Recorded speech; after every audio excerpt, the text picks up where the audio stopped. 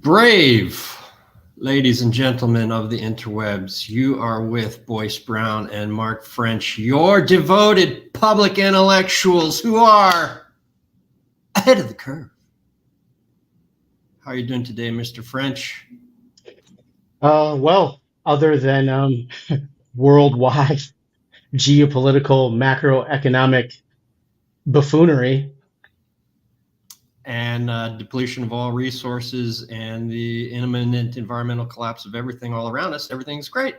Yeah, and tons of mass murder sprinkled on top for the holidays, I guess. Sprinkled with love. Salt Bay. Sprinkled with love. Yeah. All right. This is Gaza and the sources of American failure, and we will attempt to convey to our dozen faithful listeners the larger geopolitical contexts surrounding the slaughter in Gaza.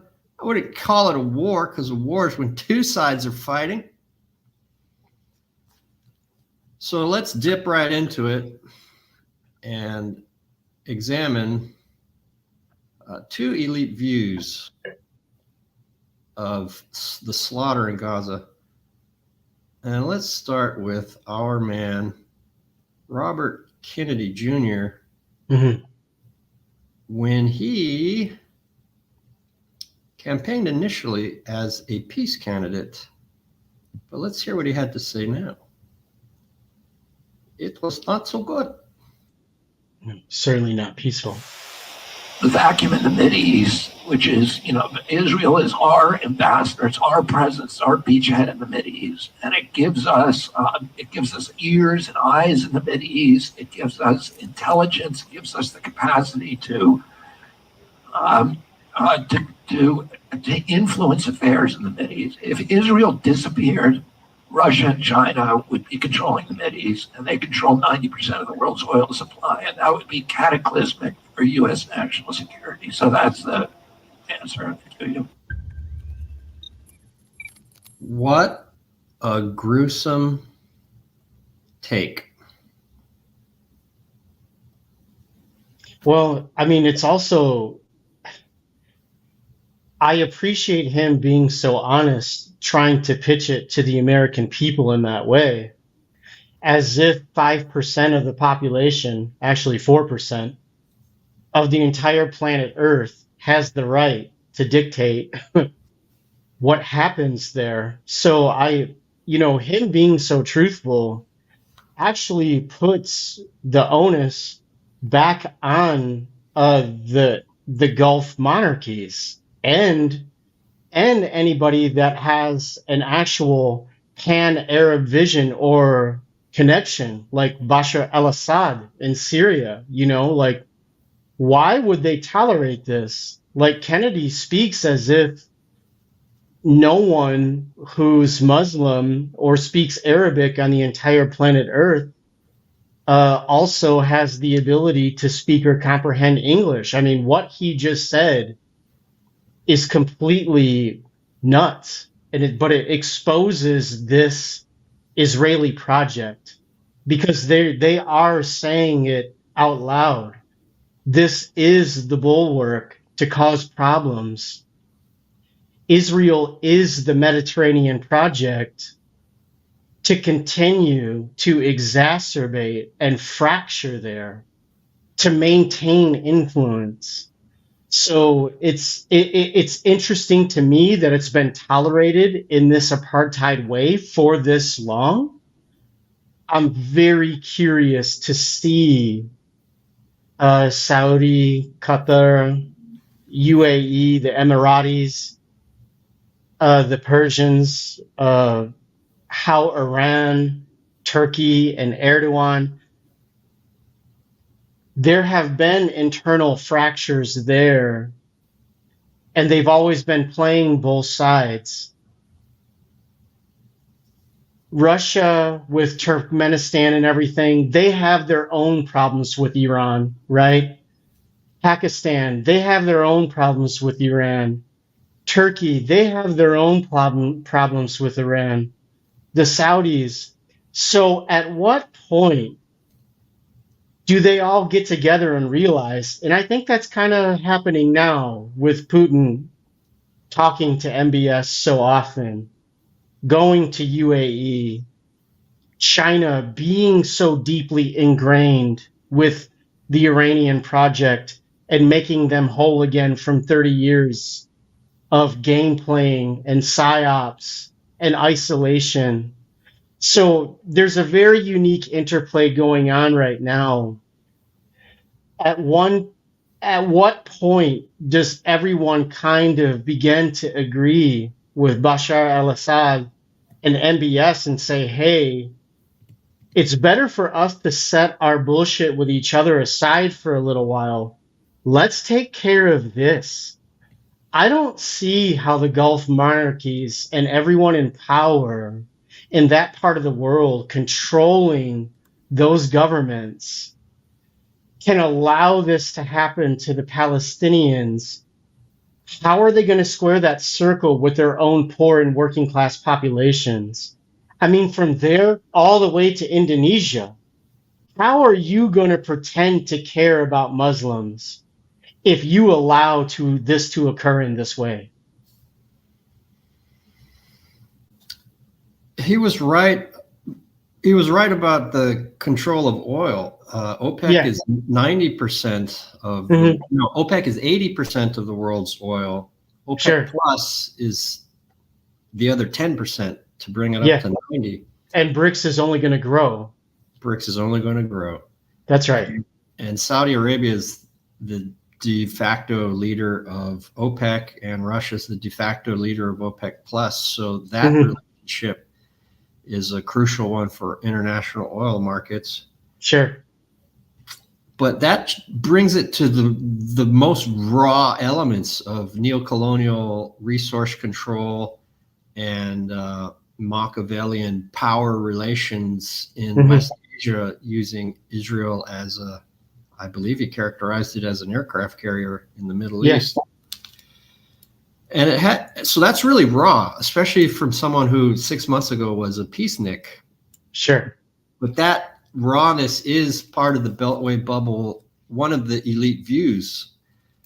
And I think that in 1967 war, the American attitude towards Israel wasn't that hot. And that's when they really realized they needed to up their game in terms of lobbying. And AIPAC becoming a central player, and K Street in general becoming a central player, lobbying in general becoming a political force. But I think America's use of Israel in the way that Kennedy mentioned really started in earnest after the Iranian Revolution. And their mediation was central to the October surprise, where getting Iran some spare parts and weapons in exchange for the release of the hostages on the first day of Reagan's inauguration really needed that covert help from Israel. And since then, it has been utilized, as Kennedy says, but it's so raw and disgusting. But let's look at another elite view of what's going on now in Gaza. This is Thomas Freeman, 3-time Pulitzer Prize winner, which is what they give you if you regurgitate the consensus reality of the bicoastal elites, particularly the New York, D.C. axis.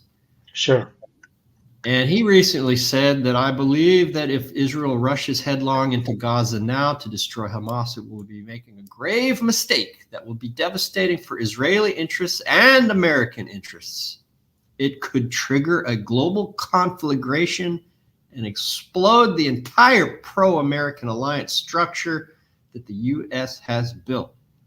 I'm talking about the Camp David Peace Treaty, the Oslo Peace Accords, the Abraham Accords, and the possible normalization of the relations between Israel and Saudi Arabia. The whole thing could go up in flames. He's right. Yeah. Camp David Peace Accords is peace between Israel and Egypt. Oslo Peace Accords, 95, I believe, Clinton administration, peace between the PLO and Israel. and the beginning of the alleged two-state solution. And Yeah. what has that turned into? The Palestinian Authority in the West Bank letting it be eaten out by termites of all these Jewish settlements. They're everywhere. And they're trained by Israel and the United States to be the capos keeping the Palestinians down in the West Bank. Mm-hmm. Abraham Accords, peace between somewhat authoritarian, but certainly monarchies that don't have to give much of a rat's ass about public perception. Bahrain, UAE, Morocco, and later Sudan, which is not a monarchy. And normalization between Israel and Saudi Arabia. That's on hold with the slaughter in Gaza. So, by God, like a broken clock that's right twice a day, Friedman is right. Yeah. The whole thing could go up in flames. Well, I mean, the other unique thing about this, the dynamic, the longer this goes on, the more this stuff gets exposed. I have no reason to pay attention to that area other than the suffering that's going on there and how the mechanics of it do by proxy affect the human condition. But I think it's important to convey, why is it so easy for everyone now to throw Palestinians away? Because insert Palestinian for any other demographic or supposedly throwaway culture that's invisible to you and you don't care about, right? So I think it's so easy. A total airhead psychopath like Jake Sullivan was recently touting how peaceful and quiet the Middle East was. But why? It's because you were subjugating an entire population. So there are more Palestinians in Jordan than Jordanians. So the people actually in that area that are supposed to just open their doors again and say, yeah, okay, America, okay, London, okay, Israel, give us the rest of the Palestinians so you can start drilling in Gaza for the 1 trillion tons of natural gas that are in that area and steal all of that money from the entire region. The reason it's so easy for people to throw Palestinians away is because they've been kept in an open-air prison for so many decades. Of course, the education is going to suffer. Of course, their ability to make money is going to suffer. Of course, their influence is going to suffer.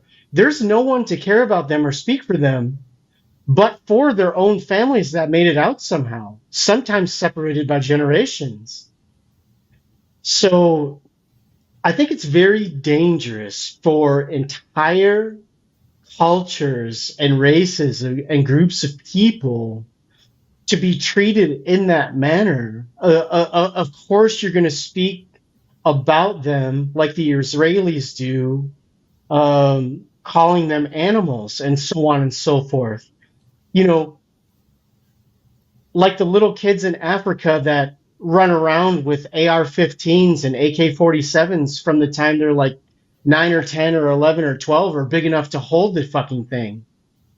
Of course, you're going to consider them savages or spooky or you don't understand or why are they doing this? It's like at some point, the root conditions of how that happened have to be brought up and addressed. There's a there that never gets discussed in our part of the world. It's very, very odd and very convenient.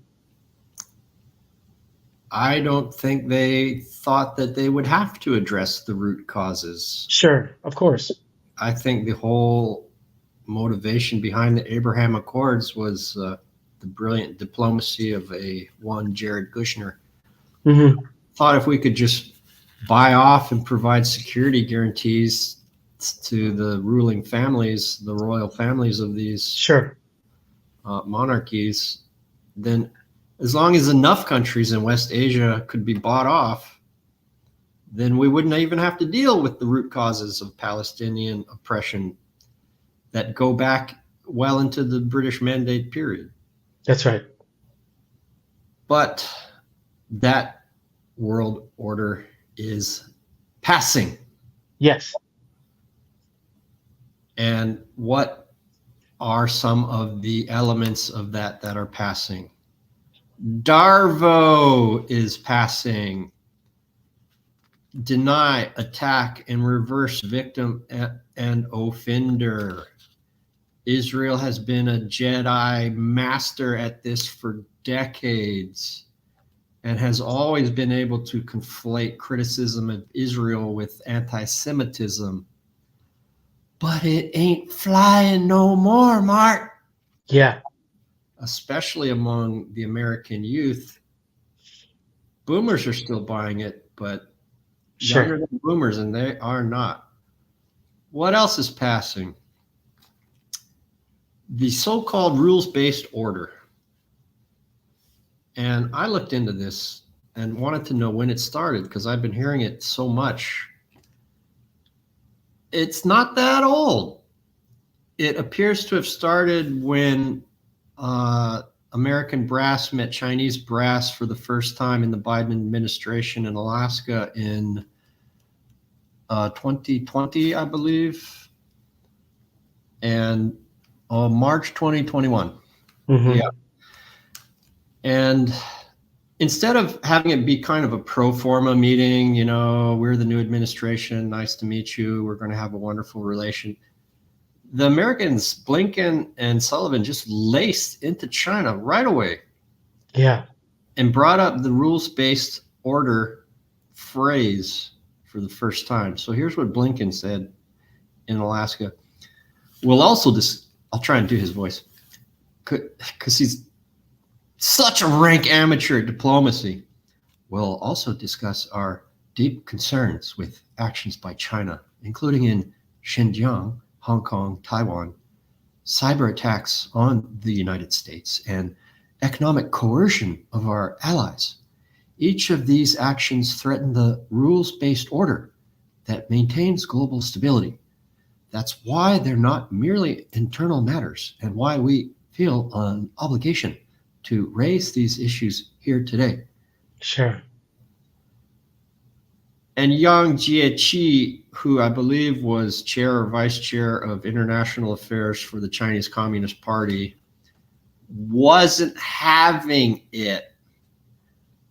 And the rest of the Chinese delegation wasn't either. So what Yang said was, what China and the international community follow or uphold is the United Nations-centered international system and the international order underpinned by international law, not what is advocated by a small number of countries of the so-called rules-based international order. Bish, bish, bish, Yep. bish. Bitch slap. So what else is dying? Dominique de Villepin, former Prime Minister of France, called it Occidentalism. The idea that the West, which for 5 centuries managed the world's affairs, that's a nice way to say, stealing their resources. Yeah, right. Enslaving and repressing them. And if you're Belgium in the Congo, cutting off their hands and feet if they don't bring in their quota. That's right. Managing the world's affairs. We'll be able to quietly continue to do so. Yep, that's dying. Who else phrased it in a similar way? Putin. Yeah. Putin at Valdai, October, spoke off the cuff, no notes, no teleprompter for nearly 4 hours. Just like he did a few days ago at his annual press conference. Yeah, how amazing after 47 heart attacks and 5 bouts of cancer. I know, isn't he still on the verge of dying? Yeah. I mean, he took meetings and syphilis melting his brain. Whereas Biden has had 2 aneurysms, brain surgery, is obviously non-compos mentis in any way, shape, or form. Did you hear his latest one? This has been, it's been 65 years since the worst day of violence against the Jews since the Holocaust. Yeah. 65 years since October 7th. And when my father came home from the kibbutz, so Biden couldn't speak without notes or teleprompter for 4 minutes. So what Putin said at Valdai was, since the very beginning, it has been clear to us that attempts to establish a monopoly were doomed to fail. The world is too diverse, is too complicated and diverse to be subjected to one system. Mm-hmm. Neoliberal international finance capitalism, even if it is backed by the enormous power of the West accumulated over centuries of its colonial power policy. Yeah. So it's not just decolonization, it's the colonial powers themselves are losing their pole position of world dominion. Yeah. And then this crank, Joseph Borrell, the EU's foreign policy chief, had a few choice words to say about what was threatening the beautiful world order.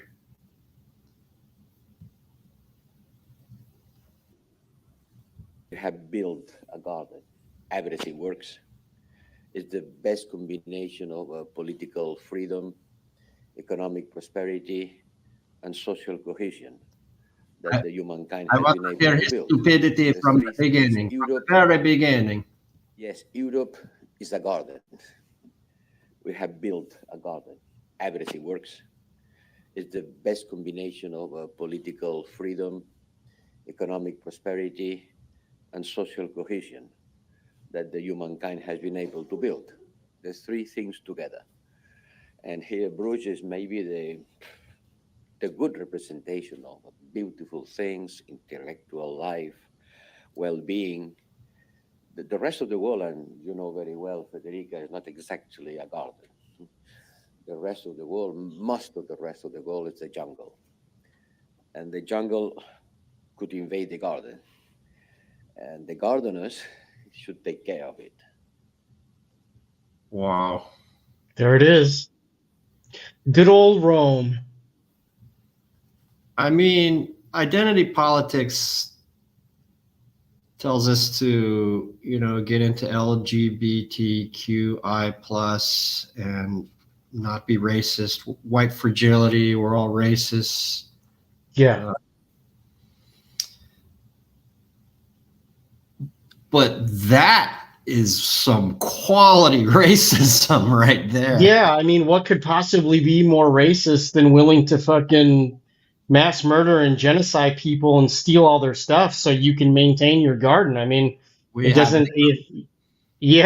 mean, it's like, dude, you're on a slippery slope. Like, where do you think all that labor came from? Where do you think all that money came from to do that stuff? Like, how do you think you were able to finance that? Like, you're literally subjugating slaves somewhere else, stealing all their resources. It's like, you should think about where that stuff came from, man. It's like, it's cool that you've amassed all these gorgeous cathedrals and castles and cobblestone streets and stuff, but it's like no one's going to let you show back up and start chopping their arms off and raping all their daughters and just think that that's going to be okay. Like, there's no rebirth of that. Like, it's actually quite the opposite. You people are going to be turned into an Airbnb and an eco-tourist destination for people that are willing to tolerate other cultures, uplift them, and just do business with them. No one's scared of your bombs anymore. You deindustrialize. You can't even make them anymore. Like, no one's going to allow this top-down order of Europeans and Americans showing up and just stealing all their stuff. Like, it's not going down like that.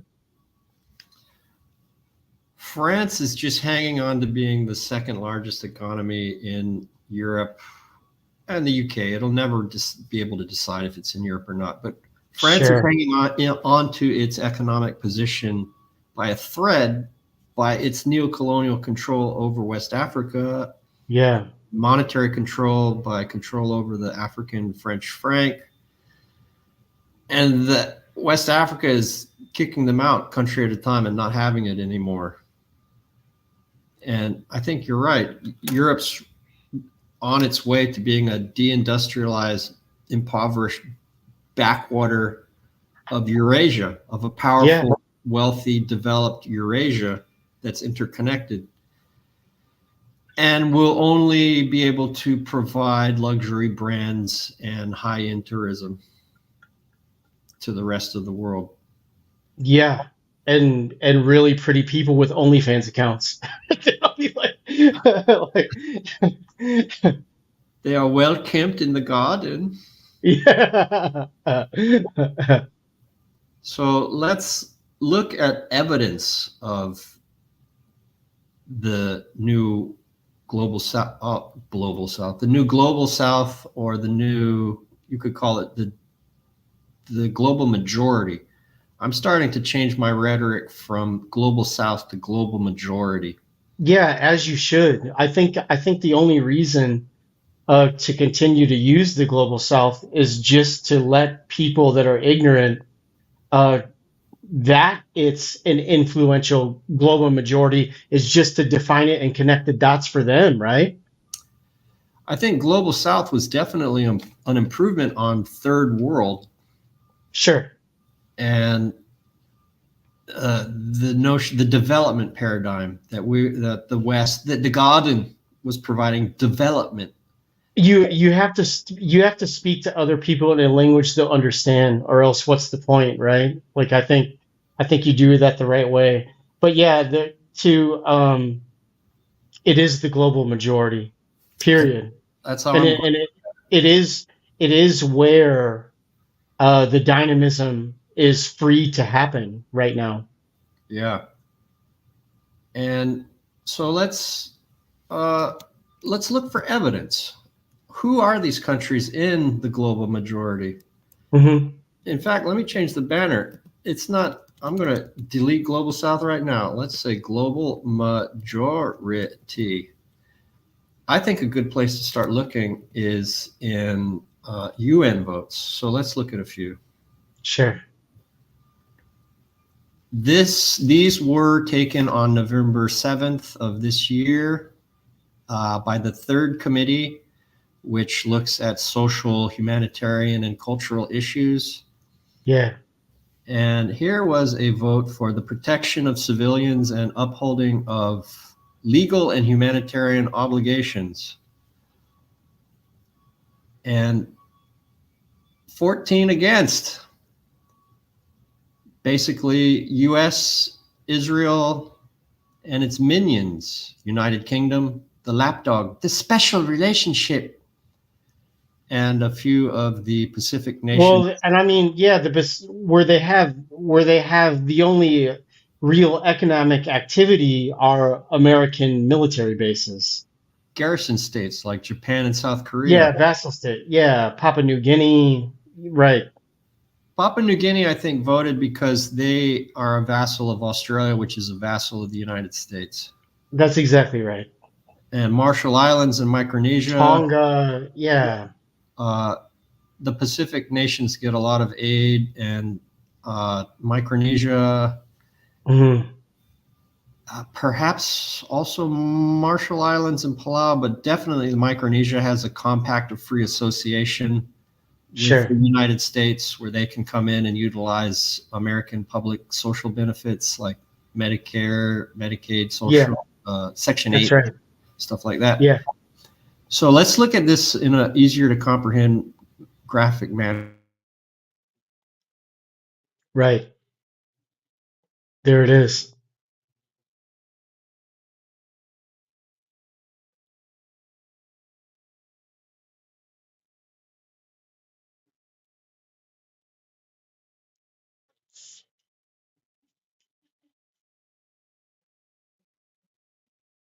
I don't know if you can hear me, but you're frozen. Green that voted in favor of it.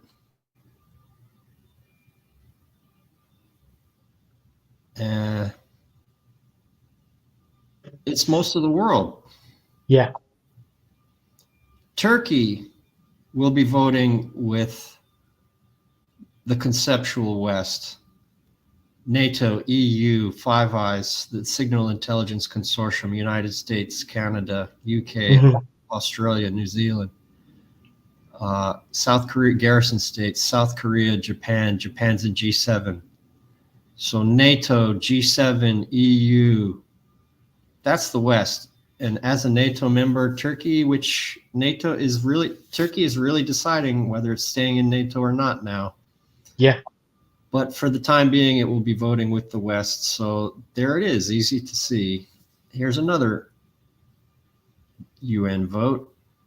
Draft resolution, human rights and unilateral coercive measures. Not a big fan. How did that vote go? Let's look at that on a map.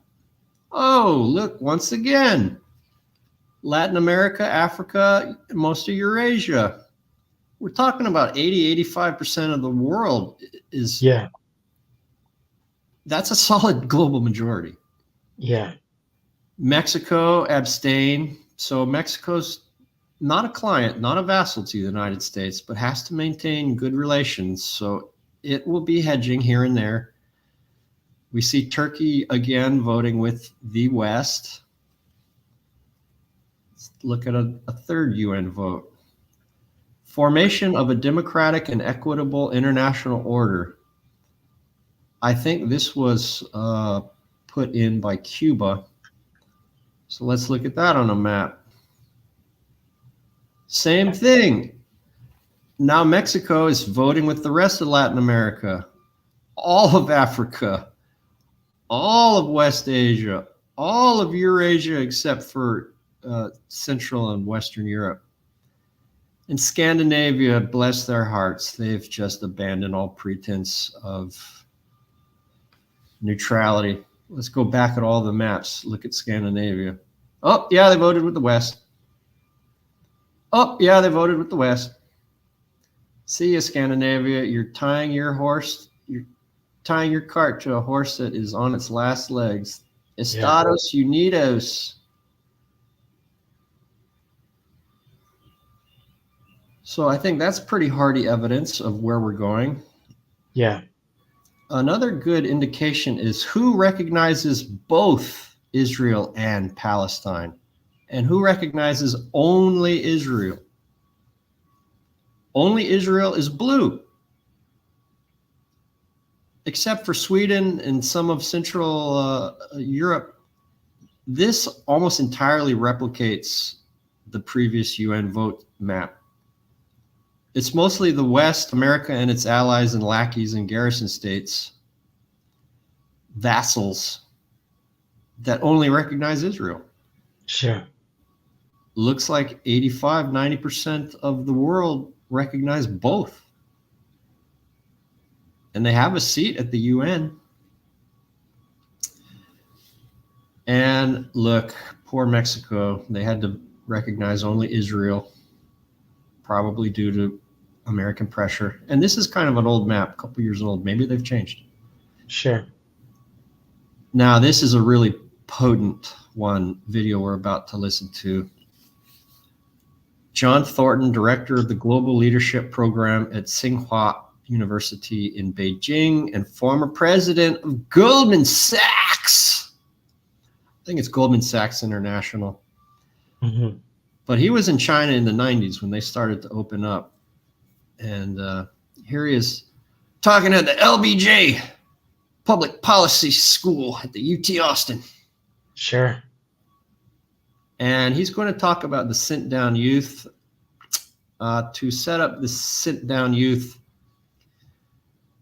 there is a class called the Princelings in China. They were the children of the founding fathers of the successful communist revolution and independence of China.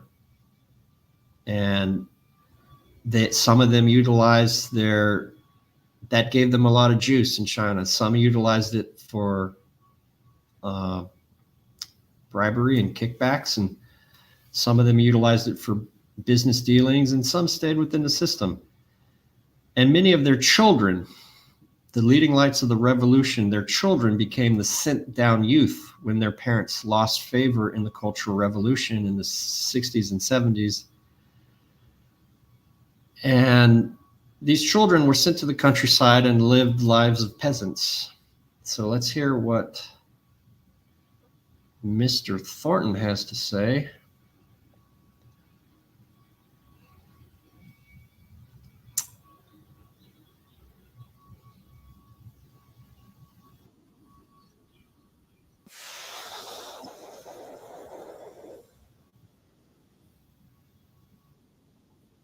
Wait.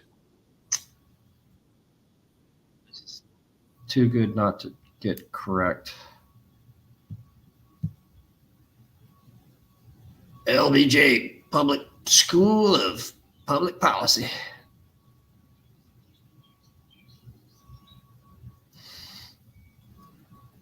Okay, here we go.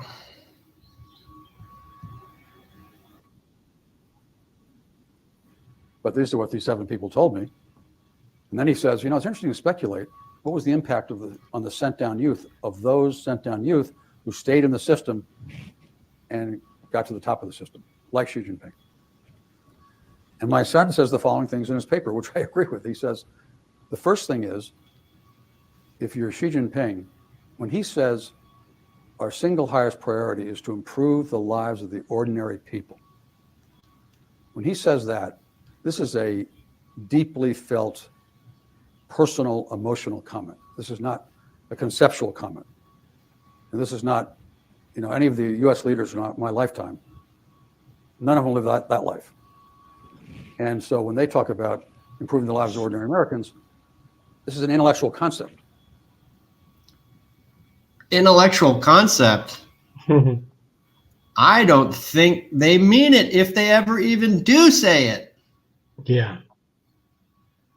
If it can't be recycled into campaign contributions, they don't give a shit about doing it or helping. Yeah, it's not worth the endeavor, right? The American middle class and working class is just plummeting in a free fall, and our elected representatives do not care whatsoever. No, dead weight in their eyes. Yeah, unlike right. Chinese leadership that does. Yeah, that's right. There really are 2 Americas, 2 legal systems, 2 economic systems. There is a caste system in this country, which I don't think that, you know, sadly, it hurts to say, I think that was the intent. Like the founding fathers did intend it that way. They were white supremacist oligarchs, I think, and that's never been reconciled. Yeah, I think, you know, it started out only landed white males could vote. And then Andrew Jackson, who was an Indian killer, Sure. and colonized the Southeast and Florida and killed a lot of Indians doing so. But he introduced the franchise to the unlanded white males. Sure.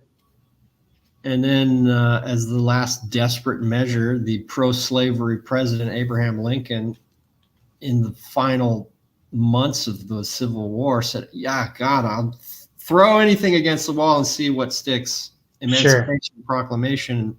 Yeah. Allegedly freed the slaves, but it took 100 years until the Civil Rights bill passed, until they had meaningful access to the vote and public facilities.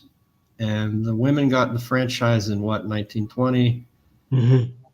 And then LBJ, FDR, New Deal, LBJ, Great Society in the 30s and 60s, respectively. Those were all advances from what the founding fathers had laid out, but socially and never economically, never politically.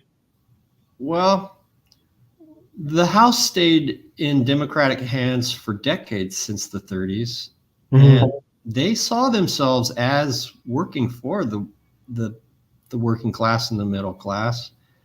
And there was significant social spending in the New Deal and Great Society. But 1971 is my magic date when not only did we go off the gold standard, but that's when neoliberalism really started to take control over American economic system. Hyperglobalism. Yeah.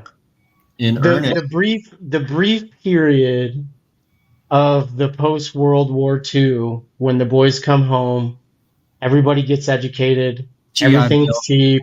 Yeah, so it's you could buy a home for 15 grand. So one wage earner could support a family. That's exactly right. So all that stuff, when you bring up 71, that's not a long period of time when America is so close to being fully realized. Full employment, industry, loads of soft power, which actually that's what allowed us to project hard power.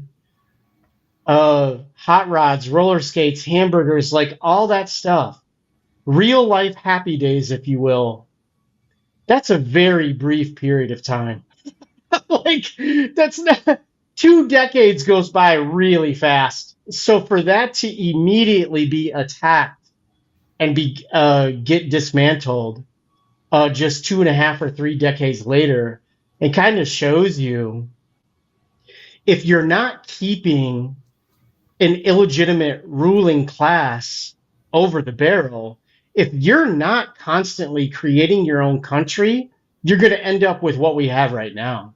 You're going to end up with this weird Pharisees inverted totalitarian order where the American dream is the Canadian dream. And that's very quickly getting turned into, I don't know, the Argentinian dream. Like, who knows? Like, the founder of Time magazine and a number of other important magazines of the 20th century, Luce, coined the phrase the American century. But let's look at markers of what we might consider the peaks of American power. The highest percentage of unionization among the American workforce was 1951. Mm-hmm. I think it was somewhere around 40-something%, maybe even over 50. 1951. You could take it even back to the New Deal 1930s. But the New Deal was only possible because Roosevelt felt the pressure of real active social movements and real active socialist parties that had a number of mayorships. Well, and you bring that up. I mean, right before he actually got the New Deal done, I mean, Roosevelt was on a battleship getting ready to bomb Big Bill Haywood and the Wobblies in the Bay of San Francisco. Like, the American Navy almost fired on its own citizenry to put down a labor rebellion. So, you know, the United States at that time didn't look that much differently than London and Ireland, and like 8 and 9-year-olds being put to work as chimney sweeps. I mean, you had child labor. You know, kids 12 and under were in factories like 8 or 10 or 12 hours a day. You know, people were living 3 families in tiny little apartments. I mean, it was crazy. America has had the most violent labor war, the most violent war against labor. Yeah. Of any country in the world. The Pinkertons, yeah, absolutely. And a lot of it relied on private muscle, like the Pinkertons, and the General Motors had the Black Knights or the Black Regiment, which was another white supremacist muscle group. Because your episode is about Gaza, I don't want to get too far off track, and I want to let you cook and go on. So I'll put it in context like this. poor and working people will be allowed to be treated like the Palestinians if a large number of people don't stand up for them. If you let the Pegasus Project and the Zionist Project and the British and American Project, if you let this oligarchical imperial project persist to the point where it is allowed to genocide people or keep people in an open air prison, you will be the next Palestine. You will be a Palestinian at some point if you do not have some kind of moral compass that allows you to think about these things and swallow them and address them in a meaningful way. If you rubber stamp this as an American citizen, when it happens to you, don't you dare put your hand up and ask for help and cry. Yeah, thanks for keeping us on point. I just, we got a little deep into this sidebar again to compare and contrast the Chinese realization that they need to take care of the people. And that's genuine, especially when the leaders have been sent down youth or have lived through the Cultural Revolution. Yes. My ex-wife did, and they all still bear the scars of it. It was intensely traumatic for them. But from that experience, they realized that they needed social stability. That's right. And that they needed to actually take care of the people. Yeah. And that's why the Chinese people have a 90% approval rating of their government. Mm-hmm. And America has about a 12% approval rating for Congress. Sure. And the American politicians, the political class that say that they have an interest in the welfare of the American people is horseshit. And that's what this sidebar was about, because that's right. America has had the most violent war against labor going back to the 19th century. Yeah. And the American century that Luce proclaimed in the pages of Time magazine, we could say it really only went from 1951, when we had the most unionization in the American labor force, to 1971, when we went off the gold standard. There's your century, 2 decades. Yeah, right. That's it. So let's go back to Professor Thornton to finish up what he said about Chinese political class's attitude towards their people, but Belt and Road and the unique opportunity America squandered with Belt and Road. Yeah. They believe it to more or less extent. For Xi Jinping, this is a highly personal comment. That's number one. The second one is, if you lived through the insanity of the Cultural Revolution and you're a leader of China, priority 1 through 5 or 1 through 10 is social and political stability. So those two things, to me, are the most defining characteristics of this person. The third one being Xi Jinping's desire for China as a country to reestablish itself, remembering that in 18 of the last 20 centuries, China was the world's largest economy. It's only in the last 2 centuries, 19th and 20th, where it wasn't so. We can stop there for a second, Mark. Yeah. Well, I mean, you made you made two fantastic points too. It's more insidious that the West didn't integrate itself into Belt and Road. It's not like this was some Gomer Pyle just bumbling missed opportunity. No. It's actually that they wanted to use Israel and normalizations with Saudi Arabia along with the independence of the Indians and the Indian subcontinent. They didn't miss an opportunity. They really thought that between Israel and using Ukraine and NATO as proxy to balkanize Russia, that even if the Chinese was able to pull off Belt and Road in some meaningful way, they coerced Italy into leaving. They really thought that they were going to have a competing model that would make Belt and Road insignificant and undermine it. They're trying to destroy and balkanize Russia as the biggest hedge against China, because China will never be able to import or produce enough of its own energy without a lot of the BRICS participation. They know that.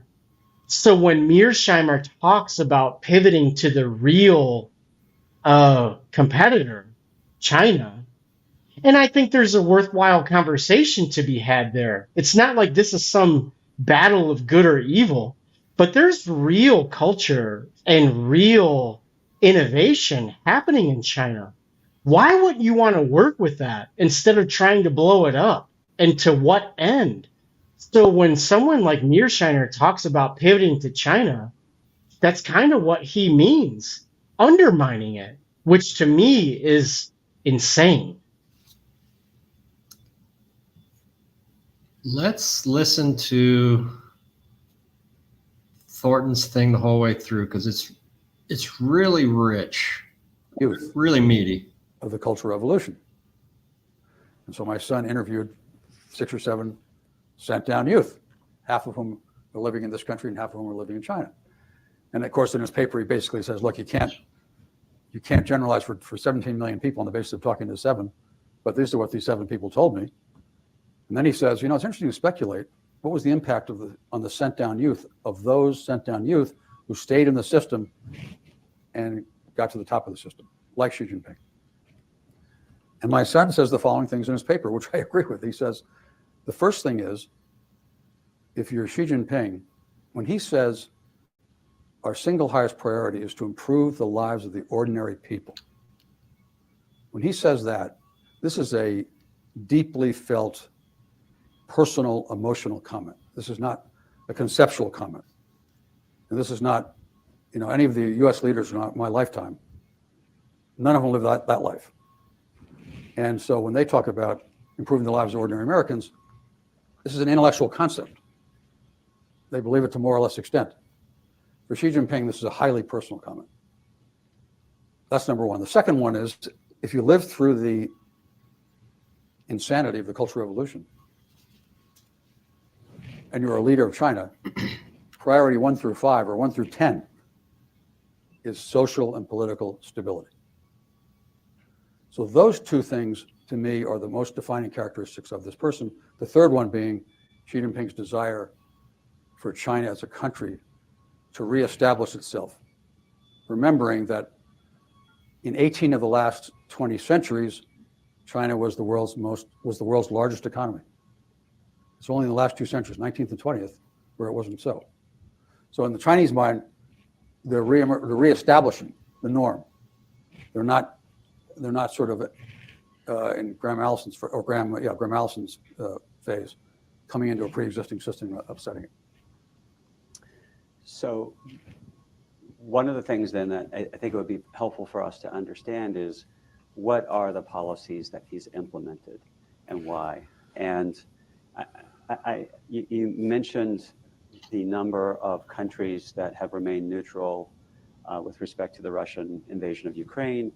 One can't but wonder how much the One Belt, One Road initiatives, which supported the trade both within Asia and China's connection to natural resources and the rest of the world economy through this initiative, have played a role in that outcome. Can you talk about what you see as the importance of what that initiative looks like? Well, One Belt, One Road is a perfect example of something. And I didn't know this until I was told this by John Kerry. So John Kerry told me that in, I think it was 2013, he was the senior American at one of these international meetings that Obama could not attend for one reason or another. And so he was the person who took the meeting with Xi Jinping. And Xi Jinping in that meeting said to John Kerry, by the way, let me tell you about something I'm thinking about. And he laid out the One Belt, One Road. And Kerry said to him, oh, that's very interesting. Why don't we do this together? And Xi Jinping says, that's a great idea. Let's do this together. And Kerry came back to Washington, and he said before he got off the plane, the Treasury Mandarin said, cut his legs off, and there was no chance it was going to happen. So it never got to Obama's desk as kind of a strategic question.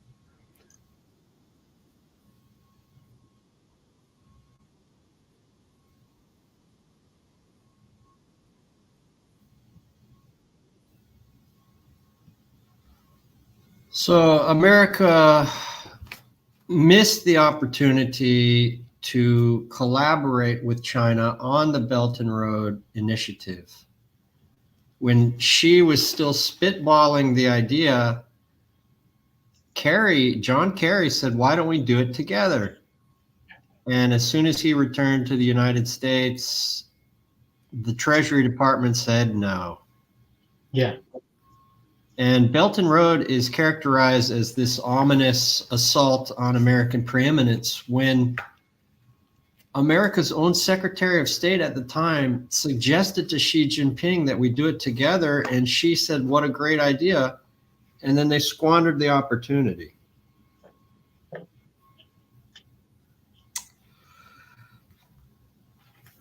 What a different world we would be in if they had taken that offer up. Well, the thing that I have to say about that, and I'll keep it brief. What a joke. I mean, when is the last time the United States has built any infrastructure that its own citizens even care about? I mean, there's literally a bridge collapse in rush hour traffic in the Twin Cities just a few years ago. This stuff is normal. There's no high-speed rail here. Our fastest internet connections are literally like 5 times slower than the Japanese. This is the thing that scares me about what's happening in the United States right now.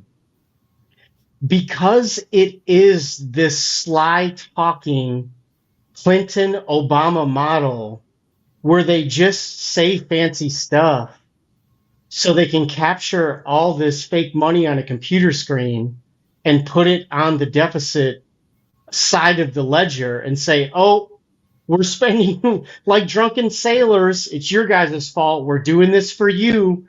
The frightening thing about that is there's no real innovation here.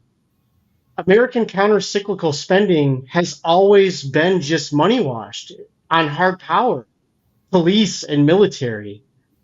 I mean, so that's where it gets a little bit dicey to me. What do we bring to the table in that space when we have nothing here to even show anyone as far as air travel or rail or, I mean, we aren't building anything that's worth anything. So that's where, that's my concern there. What do we bring to the table other than brashness and thievery and a loud mouth and maybe some money? I mean, if we can finance real innovation, great, but that never makes it into the public sphere.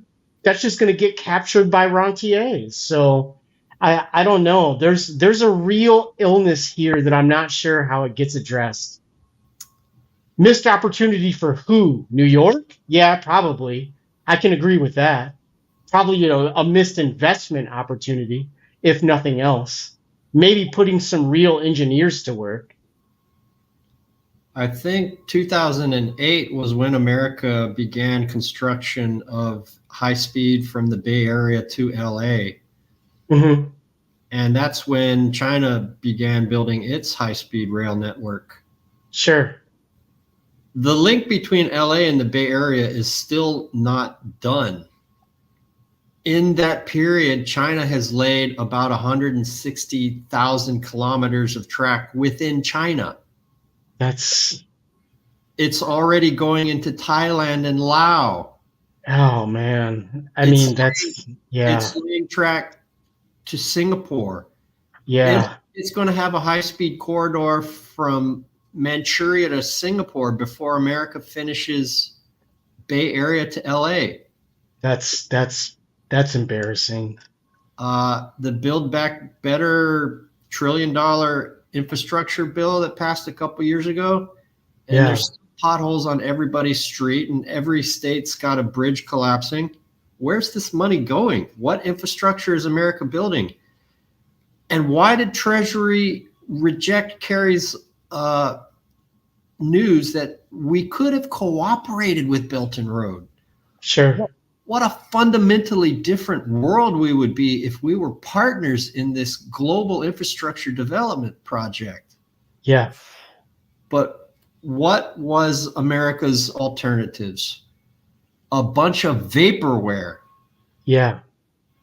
A few years ago, Belt and Road got going in earnest in 2013. This is the 10th anniversary. They had a big confab in, I believe it was Shanghai, maybe Beijing, this year. In 2018, I think, America finally started making its vaporware. The Blue Dot Network press release went nowhere. Build Back Better World, B3W vaporware went nowhere. Then they came up with the Partnership for Global Infrastructure and Investment with G7. Boy, that just slips right off the tongue. Yeah. Partnership for Global Infrastructure and Investment. That's still vaporware. And what's going to be the signature project of that attempt to counteract the Belt and Road Initiative? Well, we see it in embryo in the I2U2, India, Israel, United Arab Emirates, and United States. Let's share this at a larger way so we can read what types of things that they were collaborating on in this vaporware. It hasn't actually come to pass. Water, energy, transportation, space, health, and food security. Okay, laudable, but not ports, not rail, Right. not fiber optic cable, schools, hospitals. And what is it? It's an attempt to utilize the Abraham Accords attempt to just buy off these Emirate monarchies in Saudi Arabia in lieu of solving the root issue of the Palestinians. And it's a part of America's ongoing attempt, as with the Quad, US, Japan, India, and Australia as a defense compact, part of America's multi-pronged attempt to wean India away from the BRICS. And with the slaughter in Gaza, I2U2 is dead in the water. So what's the signature project of the Partnership for Global Infrastructure and Investment? Well, they had a really bright idea. The India and Middle East and Europe Economic Corridor. Another attempt to wean India away from BRICS. When India is already working on the International North-South Transportation Corridor. Yeah. But let's look at where the India, Middle East, not West Asia, notice we're still using the racist language of Middle East. India, Middle East, Europe Economic Corridor. Where does it go? Well, the Eastern Corridor has another name. The Indian Ocean. Yeah. And then it reaches UAE and goes by rail through Saudi Arabia, through Jordan to the port of Haifa, across the Eastern Mediterranean to the port of Piraeus near Athens in Greece. Well, got a question for you. Who built those ports in the UAE? The Chinese. Yeah. Who built the... Let's say China. China, China, China, China, China, China, China, China, China, China.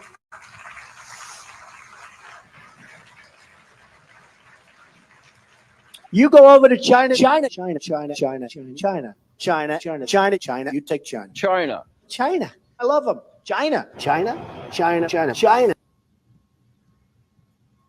I have to have my China. China, China, because China, China, China, China, China, China, China. China, China, China, China, China, China, China, China, China, China, China now, China, China. You know, China. I know China very well. China, China, China, China, China, China. China, China, China. Northwest Wisconsin, where I'm from. It's China to me. China, China, China, China, China. So,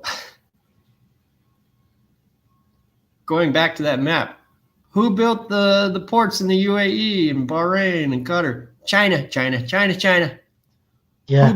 Who built the rails connecting the Persian Gulf to rest of Saudi Arabia? China, China, China. Who has the management contracts for Haifa Piraeus? China, China, China, China. Yeah.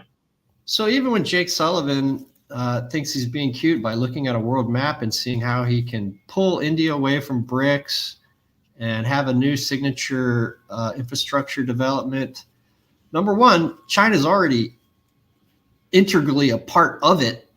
And I don't even know if they realize how integral China is in their counterattack against Belt and Road.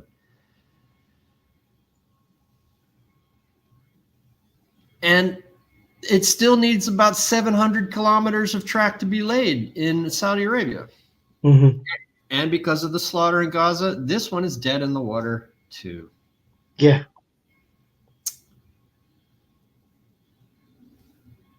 So what are the alternatives to that one that is dead in the water? The North-South Transportation Corridor, which is links India and South Asia, Southeast Asia, East Asia with European markets and vice versa. Yeah. Well, Russia and Iran have already integrated their bank messaging systems and are laying the track and developing the ports. It will cut the time in half, transit time in half. It will be significantly cheaper. Yeah. And they're actually doing it. Whereas the India, Middle East, Europe corridor is just vaporware. And let's look at these transit hubs in Iran that are being utilized for the International North-South Transportation Corridor. Bandar Abbas port is now the largest port, but they're building Chabahar in Iran to be quadruple the size of the leading current port. Mm-hmm. And with the global warming, the Arctic route is becoming a reality. Yeah. And look whose waters that is through, primarily Russia, until it finally hits NATO member Norway on the tail end. Russia already has a ship that is a nuclear power plant in the Arctic to service resource extraction industries there. And they have promised to bring up 3 more. And they're really committed to making the northern route have the infrastructure and the power and the fuel and the supplies for it to be a real transit hub. Yeah. This is all happening. All of America's attempt to counteract the Belt and Road is just pure vaporware. Yeah. So now we can start looking at the U.S. elite opinion towards Iran. And at the dawn of the Obama administration, Brookings, which is usually characterized as Democratic, had a position paper where they distilled all of the Beltway bubble policy options. They just regurgitated all of them and presented them as a smorgasbord of options for Obama as he took office, and staffed his entire cabinet from one email from Jamie Dimon at Citibank. But let's look at the background of these guys, because I've never heard of them, but just look at their institutional positions to realize that the elite, they're not sitting in smoky star chambers figuring out how to rule over us. It's because of their similar institutional positions, their similar educational backgrounds. Yeah. The way they calibrate their rhetoric at key policy forums like Davos World Economic Forum, Bilderberg, Trilateral Commission, Council on Foreign Relations. And just because I was at the bank a few years before, I'm pretty certain Obama's cabinet came from Bob Rubin's list from Citigroup, which was the largest bank in the world at the time. Not Jamie Dimon. Yeah, you're right. Absolutely.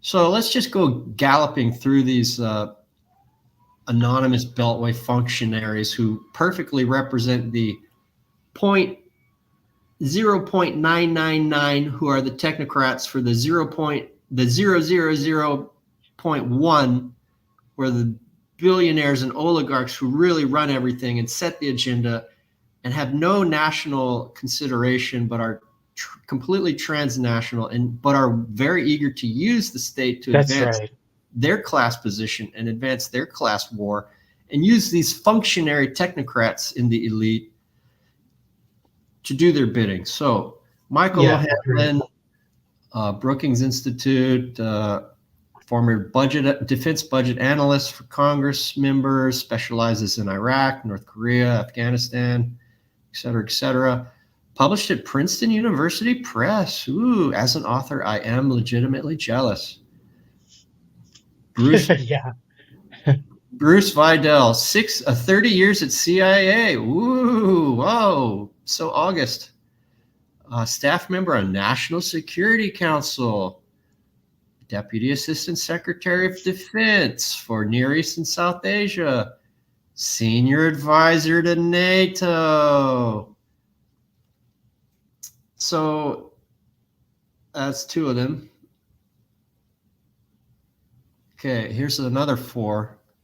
There's a group authorship. Kenneth Pollock, National Security Council, Persian Gulf Affairs, Near East, South Asia, National Defense University, Persian Gulf analyst for CIA, published by Random House. Daniel Byman, School of Foreign Service at Georgetown University, member of the 9/11 Commission. I'm glad they got to the bottom of that, Mark. And somehow failed to mention the World Trade Center 7, which was not hit by a plane and fell into its own footprint in 7 seconds. He also worked at the RAND Corporation. If you're going to have a think tank, have it in the sunny south of California, on the beaches of Santa Monica. Published at Cambridge. Ooh, I am at Cambridge University Press. I am actually jealous. One of the most prestigious presses in the world. Absolutely. Martin Indy. Served in government, ambassador to Israel. Look at that. Assistant to Clinton for Near East and South Asia for the National Security Council. Published by Simon & Schuster, very mainstream. Suzanne Maloney. We need to get a female perspective in here for diversity. Yeah. And she worked at the State Department policy planning staff. Who was she a lobbyist for? ExxonMobil. So now we see what American quote unquote interests are. Yeah. Their corporate interests. So these are people that are anonymous to me, just Beltway bubble functionaries regurgitating the shit they hear at cocktail parties and think tank meetings and the various universities like Johns Hopkins, Georgetown, George Washington, and all of these guys in the DC, just whenever their team is out, They just retreat to academia.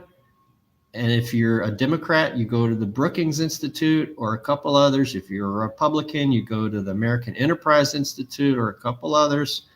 So they retreat into think tanks or academia. And then when their team gets back in power at the executive level, they ratchet Here we up. go. They ratchet up the next level. Right back to disaster capitalism. We have control of the spigot. Come on, party's on, dudes. Let's go. Yeah, but so you got 2 CIA people in there, so they want to be careful. Yeah. This is from the Sure. beginning of the brief. All statements Yeah. of fact, opinion, or analysis expressed are those of the authors and do not reflect the official positions or views of the CIA or any other government agency. Oh, thanks for the waiver, guys. Right. But it actually pretty much kind of does. Yeah. Not official. And here's it was so important they bolded it. None of the ideas expressed in the volume should be construed as representing the views of any of the individual authors. Right. Got to have a buffer. Well, I think that's important because they're saying we're just regurgitating the stuff we hear around DC and presenting Obama with a slate of options. Mm-hmm. So what's the first sentence in this report? What should the United States do about Iran? How about leaving it the fuck alone and letting it follow its own development path? Wow, what a fancy idea. So I could read more quotes, but I think it's fair to say that that they're mad that Iran has just been so perpetually recalcitrant. They were pissed when Mossadegh nationalized the British and American oil interests in the early 1950s. Yeah. So they installed. So Kermit Roosevelt, FDR's nephew, took the lead in establishing the Shah in power. And then the Iranians had the bad form to overthrow his tyrannical regime and install the Ayatollah Khomeini, 1979, take American hostages. And since then, they have just not been a cooperative partner of American neoliberal finance capitalism, of the petrodollar, of Israel. And so it's been a perennial thorn in America's side. And that's what really pisses them off, I think.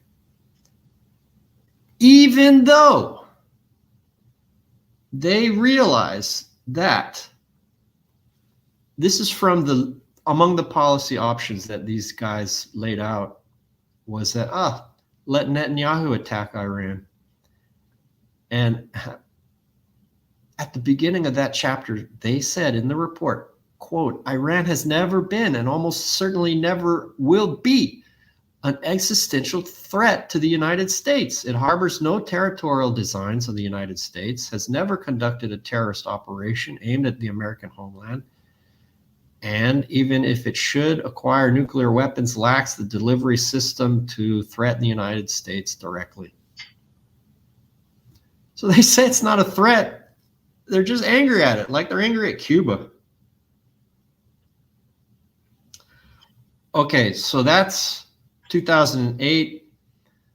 The anger goes back to 1951, 53, whenever Mossadegh nationalized the oil. Then again at 1980, 79, 80, they became independent of American foreign policy. So, and then the 2008 report we just looked at. So let's bring it up to date and take a look at what Senator Tom Cotton has to say.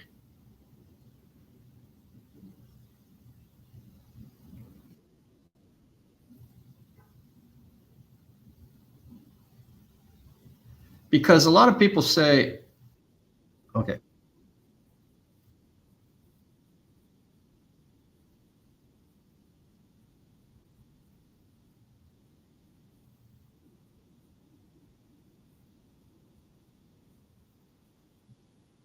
Well, while the video is still loading, I think the other thing for people to keep in mind about what you just said is 1953 is not that far away from the middle of 1947 when the CIA was actually created.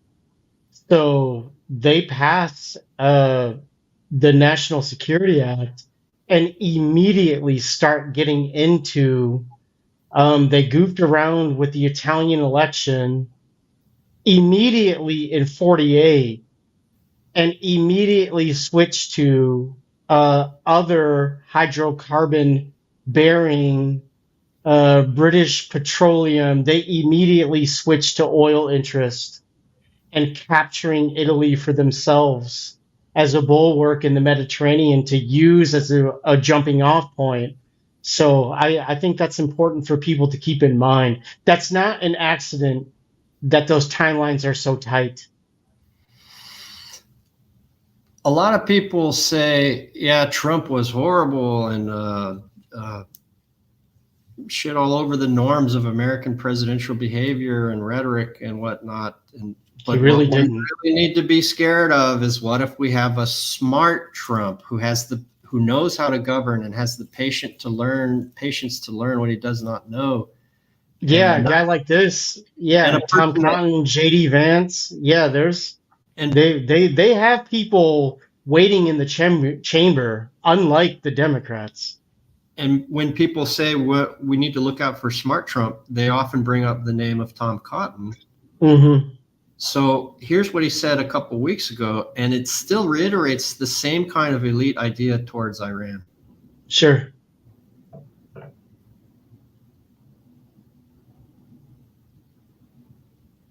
Dominance over a terror-supporting regime like Iran.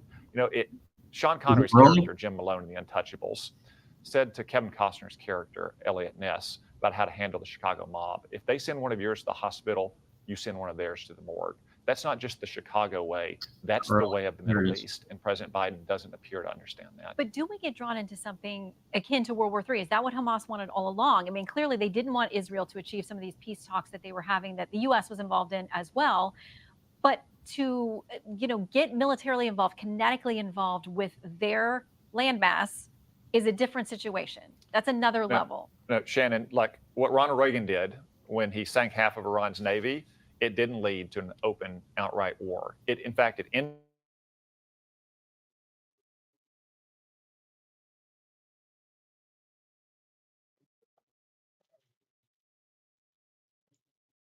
Reagan after Donald Trump directed the rest of the Trump era. The way to stop these attacks is not to be fearful and hesitant and cautious in a response, but massive retaliation to make it clear we will not tolerate these attacks on Americans. Otherwise, I fear we're going to see a mass casualty attack against American forces in the region. Well, you know that there is a strong. So I think that is a good distillation of Beltway bubble consensus towards Iran by someone who is usually and he said something even more insidious too, right? I mean, he said the entire region. What he's not bringing up is why are we in Syria? He's talking about American forces being attacked in Syria, in Iraq. What the hell does that have to do with Iran? They try and paint every group of pissed off people in that region as if they're taking their directives from Iran. Like there's no organically mad people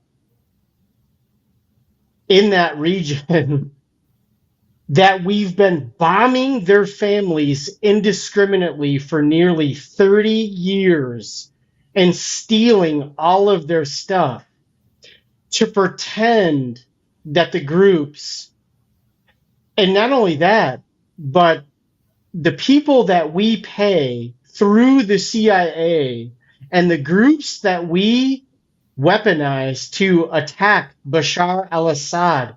Trump said flat out, I'm there to steal the oil. I'm taking the oil. We control all of the oil and their wheat fields. We're in Syria illegally with no invitation whatsoever. So to have Cotton, who you can't possibly be that stupid, which means you know and you're just evil and a liar. It can't be both. And he's a former soldier that spent time there. So for him to act like that's not the case, he has to answer the question, if our forces are being attacked there, where? And why do you think they're being attacked there? And why are they still there? We have no legitimacy or business being in Iraq or Syria. We're doing it on the behalf of controlling oil markets and the Israelis. So I think to your point, a person like that is extremely dangerous. For him to project in that manner and bring up a really popular movie with actors that everyone knows and loves and say that's how they do business, I mean, that is just completely Orwellian, disgusting. The level of murder, I mean, for him to say, if they cut off your arm, you send one of them to the hospital, we send one of them to the morgue. For him to pretend that it's them that are operating that way, I mean, that's just woohoo. I mean, that's just cuckoo clock nuts. Right. America does the provoking, and then when people in West Asia are provoked, then that justifies kinetic warfare. And I think that's what's so frightening about Cotton's recent comments is because the other great thing that you just said, and I want to make this point for everyone, they take the position that when they are illegally occupying other countries, that any retaliatory measure by the native indigenous population on an American soldier or an American vehicle is an attack on America. That's fucking nuts. That should not stand. That's crazy. It's no one's fault that the United States is there murdering people and stealing their shit. For those people to stand up for themselves and say, hey guys, you're being kind of rude and we don't want to host you anymore, to pretend that's an attack on our soil is fucking crazy. Gulf War 1.0, early 1990s, America destroyed one of the most prosperous countries in the Arab world. Women had a good place in society. Education had quality and was free to affordable. Healthcare was good. Stay out of politics and don't cross Saddam Hussein. But other than that, they had a prosperous, stable society. Then they killed 500,000 children, and Madeleine Albright said it was worth it. She said it was worth it. And then Gulf War 2.0, they destroyed it again, killed probably 1 million civilians, displaced 5 million people. Iraq finally was allowed some degree of sovereignty after Gulf War 2.0 and said, leave, U.S. leave. And America is not leaving. It still has a lot of bases in Iraq. And they are not an invited guest in Syria. Russia is. It has a naval base in the Mediterranean. It has an air base right next to the naval base. And as you said, Trump said, we're going to where Syria has the oil. We have the oil. We're controlling the oil. We're going to figure out what to do with the oil later. And that's why the deep state and the Beltway bubble dislike Trump, not because of his how he's indiscreet, he's impolite. It's because occasionally he says the truth about how the American imperial system works. Yeah. When you're supposed to say we're promoting democracy and all of that. So to date, the reaction to the Gaza slaughter has been disunified. The Hezbollah has destroyed some communication towers in northern Israel and occupied southern Lebanon. The Houthi in Yemen are shutting down Israeli shipping in the Red Sea, and Iraqi resistance are attacking American bases in Iraq. But if we look at things like Putin's recent snap visit to the United Arab Emirates and Saudi Arabia, a few things about that stand out. For one, he had a fighter escort of a number of fighter jets that were able to fly 4,000 kilometers without refueling, while the American F-35 that can't fly in the rain, that falls apart if it goes Mach 1, and it represents the best of American fighter jet technology, can't even. That was $1 trillion, by the way, slow rolled. And still being wasted, and it doesn't work. And its range is somewhere in the neighborhood of 2,500 kilometers without refueling. And this fighter escort passed over Iranian airspace, passed through UAE airspace, passed through Saudi airspace. That's really rare. But it shows that they have the complete trust, that Russia has the complete trust of all of these nations. That's right. So the technical superiority of its fighter jets to be able to fly that long, the alliance and solidity of the alliance between those nations to let his fighter jet escort into their airspace when normally that would be the job of the host country, really clearly demonstrated that there's a new geopolitical alignment in town. Yeah. In the town of West Asia that has been precipitated and brought to the forefront by the slaughter in Gaza. And there might be a moment, as Pepe Escobar said in a recent article on Zero Hedge, where these sporadic attempts to challenge the completely, and I believe permanently deflated myth of Israeli military deterrence, to respond to it in unity and in concert might come soon. And there might be a signal where these sporadic, disunited efforts unite.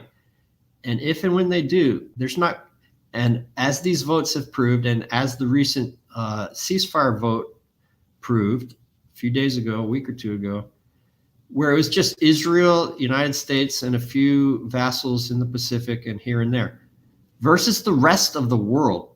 So if this moment comes when the global geopolitical realignment in West Asia finally makes clear and acts in concert against what Israel's doing in Gaza, there's not going to be shit that America and Israel can do about it. Yeah. And it will crystallize the new geopolitical reality. Well, I mean, the fun thing about that is I think Iran, China, Russia, the influential cultures that are aligning together, not only do they have the power of just staring at a TV camera and telling the truth right now because they know they're on the right side of history, the more important side of that is just the practical nuts and bolts reality of Britain, France, Germany, Canada, America, Australia. They don't have the industrial capacity. They hoodwinked their way into financialization and deindustrialized and stole everybody else's stuff. Everybody Ukraine made it obvious for everybody. Like, oh shit, these people cannot handle Ukraine is already a wrap. It's over. Like, they can't handle. They just had to leave Afghanistan with their tail between their legs. Like, they couldn't even make it out of Afghanistan. They turned Iraq into a pig's ear. Like, they can't handle any of this. So to pretend that anything is going to come from challenging them, no one wants war. That's the only thing stopping war right now. They just want to do business. They just want to make their economies and societies whole as they move away from the sanctions that they've been under. Those systems are finally in place to do that. No one's so scared of American hard power. They don't have the physical military. Their actual material is really, really old, hasn't been updated in a meaningful way since the Gulf Wars. Like, no one's scared of it. They just don't want anything to do with it. That's the only thing that's slowing this down. But the American political class still thinks it's living in the 1990s era of American unilateral hegemony. That's what the everyday policy looks like. I agree with that. So let's look at what Wes Clark had to say shortly after 9/11.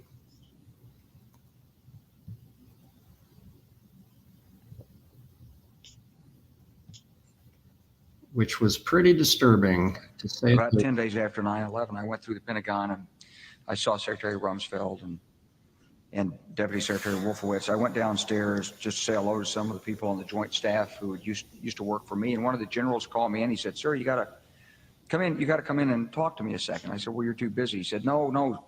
He says, "We've made the decision. We're going to war with Iraq." This was on or about the 20th of September. I said, "We're going to war with Iraq. Why?" He said, "I don't know." He said, "I guess they don't know what else to do." So I said, "Well, did they find some information connecting Saddam to Al-Qaeda?" He said, No. He says, "There's nothing new that way. They just made the decision to go to war with Iraq." He said, "I guess it's like we don't know what to do about terrorists, but we got a good military and we can take down governments." And he said, "I guess if the only tool you have is a hammer, every problem has to look like a nail." So I came back to see him a few weeks later, and by that time we were bombing in Afghanistan. I said, "Are we still going to war with Iraq?" And he said, "Oh, it's worse than that." He said, he reached over on his desk, he picked up a piece of paper, and he said, I just got this down from upstairs, meaning the Secretary of Defense's office today. And he said, "This is a memo that describes how we're going to take out 7 countries in 5 years, starting with Iraq and then Syria, Lebanon, Libya, Somalia, Sudan, and finishing off Iran." That is the tail end. Yeah. Finishing off Iran. America has had a hard-on against Iran since the early 50s. It got re-energized in the 1980, the Iranian Revolution. There it was as kind of the final golden prize after 9/11. And then it was reiterated in the 2008 Brookings Report. And then it was reiterated again weeks ago by Senator Tom Cotton, who's often bandied about as a potential presidential candidate, advocating actual kinetic warfare. So, that immediately brings to mind the warning that was presented by Zbigniew Brzezinski in his great book, The Grand Chessboard, where he said, quote, "Potentially the most dangerous scenario would be a grand coalition of China, Russia, and perhaps Iran as an anti-hegemonic coalition united not by ideology, but by complementary grievances." Oh, wow. Bing, bing, bing, bing, bing. What's that? Well, bullseye. And they all know that. That fucking occurred. Yeah. But, little sidebar, dear 12 viewers, this book was published in 1997. So it was probably written in 1995, 1996. So, and the PDF is on the CIA's website, and I thought, well, that makes sense because it's a manual about how to do global imperialism. Yeah. But I took the initiative to actually read the URL of this PDF of Brzezinski's book, and cia.gov/library/Atabad compound. And I thought, what? Atabad compound? You mean the alleged attack on Osama bin Laden, which may or may not have happened? Whether they got Osama bin Laden, whether that was the actual target, I'm agnostic about, but let's say it was true. So Obama had a Word doc of the Grand Chessboard in English. He's from a billionaire family. He couldn't buy a book in Arabic. And then I looked into the Atabad compound. Oh, wow, the CIA released all the material. Oh, they turned Word docs into PDFs. How about that? Very thoughtful of you, CIA. Yeah. And then I thought, well, he speaks English. Did bin Laden learn English? Oh, he was taught some English in Ireland. Irish Central. She taught bin Laden English and remembers him as a perfect student. Yeah. Breda O'Brien outlined her experiences working with bin Laden to the Irish Sun. I was there to do a job, to teach him English. We were never going to be friends, but he was always courteous and applied himself well to speaking how to learn English properly. There was nothing in his demeanor or otherwise that he would become a terrorist. I thought he would become one of the leading lights in the bin Laden family's vast business and lucrative empire. Yeah. So he knew some English, could read it. But then it occurred to me finally, wow, 1997, Iran was a lot poorer then. Russia was completely prostrate. China was way poorer. Mm-hmm. So here's per capita GDP growth and GDP growth overall of Iran over the years. Yeah. And, just trying to eyeball it, 1997, let's say, right around here, GDP, 100 something billion dollars GDP. Then to about now, it's maybe 400 billion. So Iran is at least doubled, like 250% larger GDP. So it got bigger. Look at China's GDP growth. Mm-hmm. It's freaking skyrocketed. I believe it ascended to the WTO, World Trade Center Organization, 2001. Yeah. So you see, right after that, it just goes exponential. China's been having compound growth annually of about 8 to 10% for 40 years. Well, and Iran now, with the relationship with the Chinese, and there being real currency exchanges and systems in place, and they're on the precipice of experience real growth too. I think the thing that slows it down is the natural animus against Turkey and Russia in the region, right? It's scary.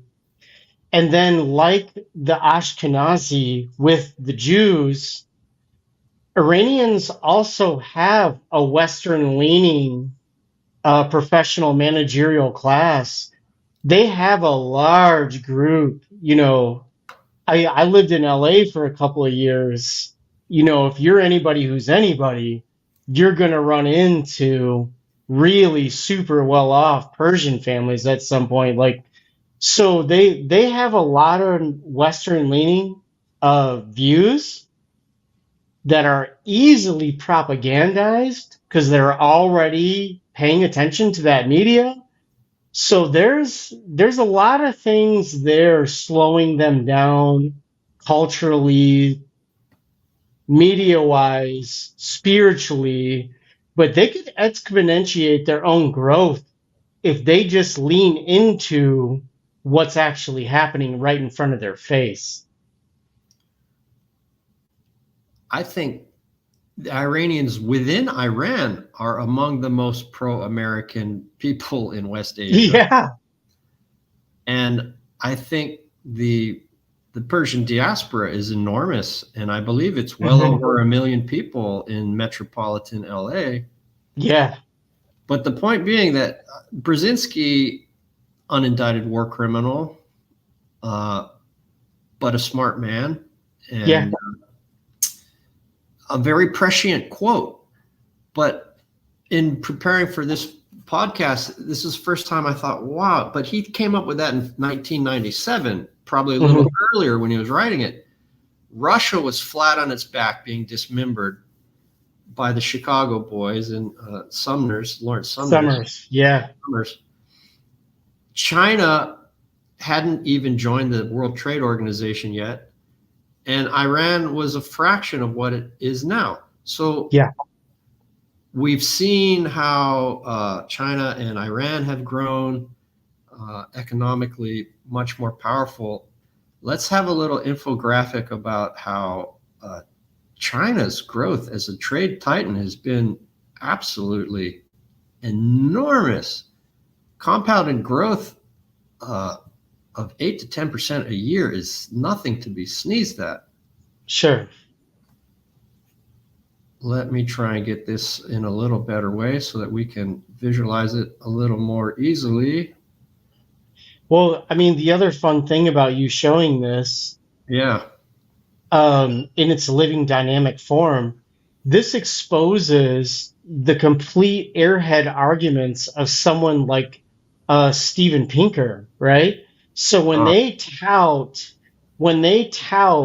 the global South or the third world or the jungle, as Jungle Joseph Burrell puts it, what they're really showing is the growth of China. And it's like, what the hell did that have to do with you guys?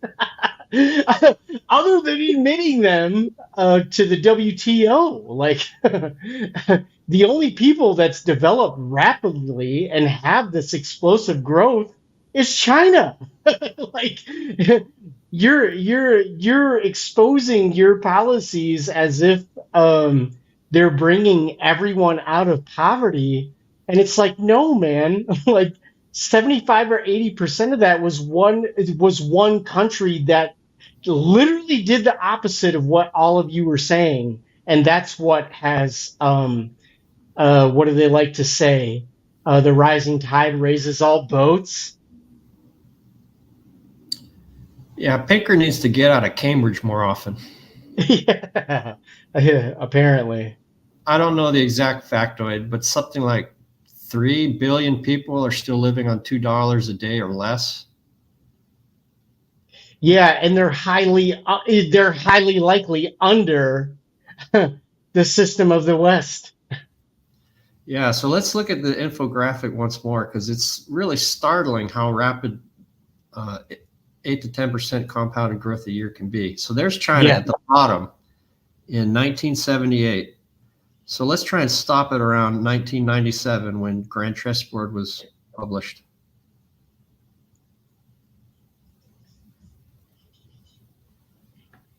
Okay, look at China. Still not a huge power. Right. Kind of right in the middle. A lot of growth left. So Russia was prostrate. Iran was much less economically developed. China still had a ways to go. So let's finish China infographic off. Watch it just zip right up. Joins the trade organization. Zoom. Blah, blah, blah, blah. Yeah. So this ends in 2020, and even by then it had 14.7% of global exports of goods compared to the United States 8.1%. Yeah. So long story short, these countries were a lot weaker and poorer then, and they are much richer and more powerful now. Mhm. And these three countries in particular, they don't have a formal security arrangement, but in one sense that gives them more flexibility, which gives them greater power to have a cooperative security informal framework, and certainly economic cooperation exemplified in formal organizations like the Shanghai Cooperation Organization, which Russia and China lead. China established it, China's leading it, but Russia is the solid junior partner in that power dyad. Yeah. And Iran joined as a full member of the SCO June, July of this year. So that's a tight group. And America still thinks its best shot is endless kinetic warfare, but tread carefully, because Russia and Iran have a close security relationship. Yeah. 2022. This is from Star News, which, you know, they have a hair up their ass about China. So take everything they say about foreign policy with a grain of salt, but plausible, this report. Russia flew 140 million euros in cash and captured Western weapons to Iran in return for deadly drones. We know that Iran is providing drones for the special military operation in Ukraine. So they came in with their Ilyushin cargo planes, which are freaking beasts. And look at the cargo hold in that mofo. Yeah. And this isn't their pile of cash, but this is something what I imagine approximates $130 million in euros. Because if they're kicked out of the SWIFT interbank international messaging system, Russia can bring them a pallet of cash. Sure. And what else did they bring them? The British next generation light anti-tank weapon, and a Javelin and a Stinger. And we already know that Iran has reverse engineered weapons that it has captured. Unmanned aerial vehicles in particular. So they have the STEM, they have the science, technology, arithmetic, engineering and math, science, technology, engineering and math. They have that capability in spades, so they can reverse engineer stuff that they capture. Oh, yeah. And they did. So these are the drones that they may have provided to Russia in this trade deal, this arms deal. One of these is a loitering munition, and it just hangs around in the air until it finds out what it wants to blow the shit out of, and then it does. The Shaheed 136 is the loitering munition. Yeah. And the Mohajer 6 above, either that or the Shaheed 131. One of these guys has a steel reinforced tip, and then it has a graduated succession of 8 charges beneath the tip. So the tip gets it into the target, and then the charges detonate in succession, not all at once. Right. So it gets in, and then it blows the shit out of the target. Well, the other thing about all of that is Ukraine has been such a blessing to them, because they're already changing composite materials, and they're already changing propulsion systems. Like, seeing this in the field has accelerated the next generation of how good it already was. So it's going from good to great exponentially. Iran, since they are under so many American-led international sanctions, have had to do it all by themselves. And they did. Yeah.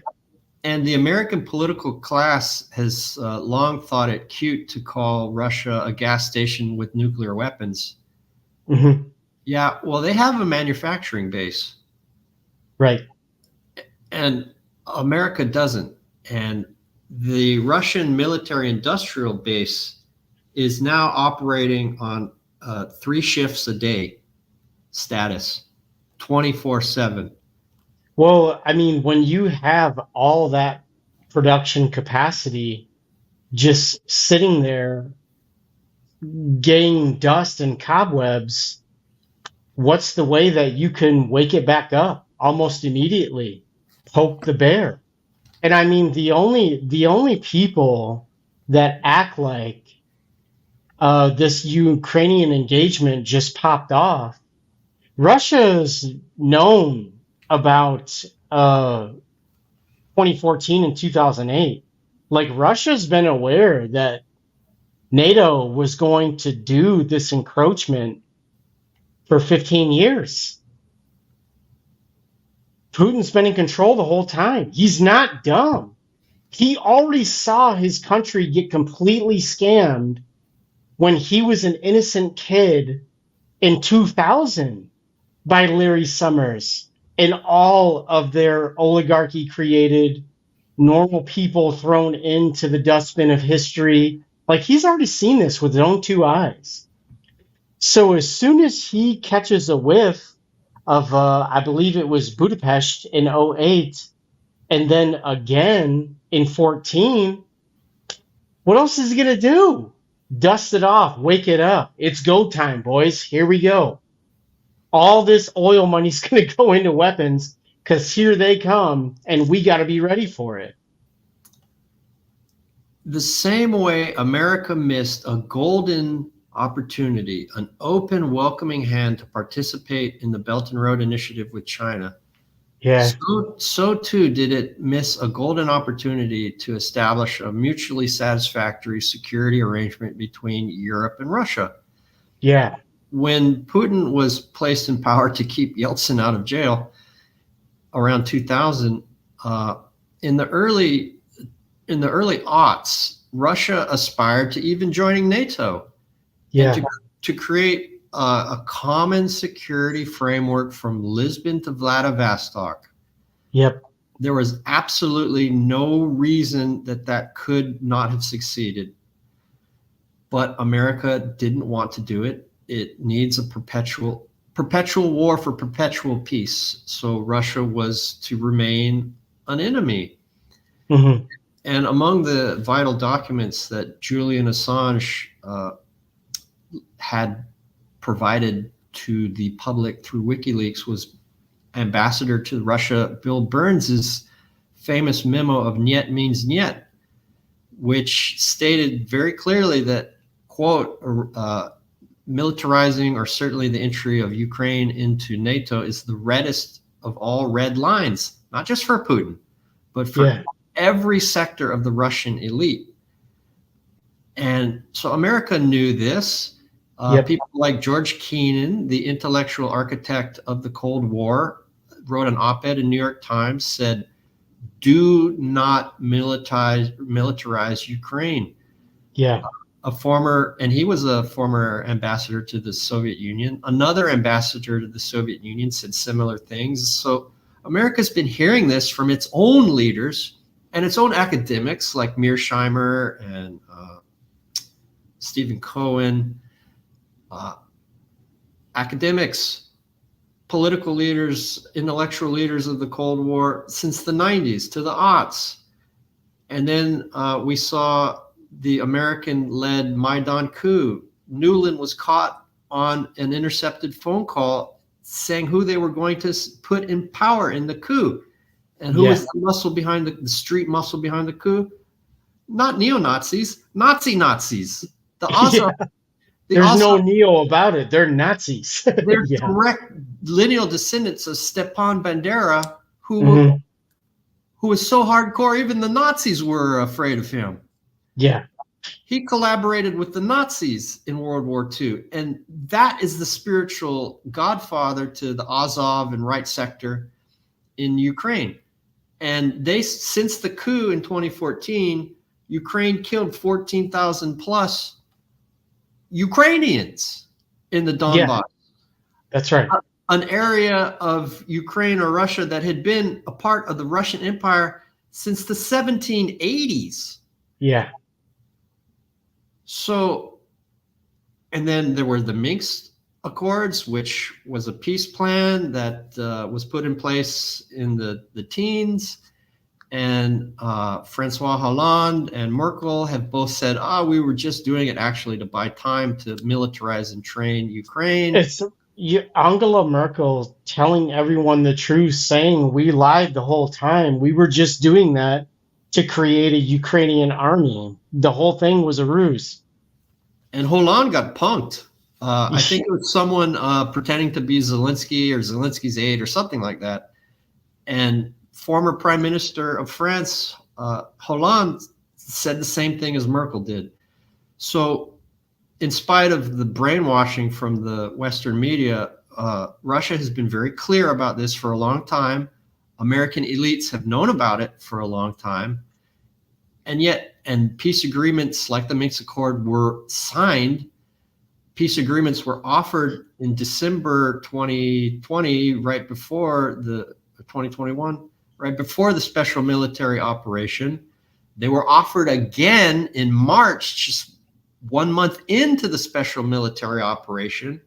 The Ukrainian and Russian delegations in Istanbul, overseen by Nadal, former Prime Minister of Israel, were agreed upon by their negotiators, but then they sent Boris Johnson to put the kibosh on that. That was in March, just a month after. So 500,000 Ukrainians did not have to die. Yeah. So the warnings. Well, not only that, but half their population fled. Yeah, a solid third at least. Yeah, I think it was like 40 million roughly when the war started, and now it's like 25 million, somewhere in that neighborhood. 19 maybe. Yeah. And so it didn't come out of nowhere, and he has what he wants, except he made it clear in his last press conference, Odessa is a Russian city. So they will take Kherson. All five of it. Yeah, all the Catherine the Great cities.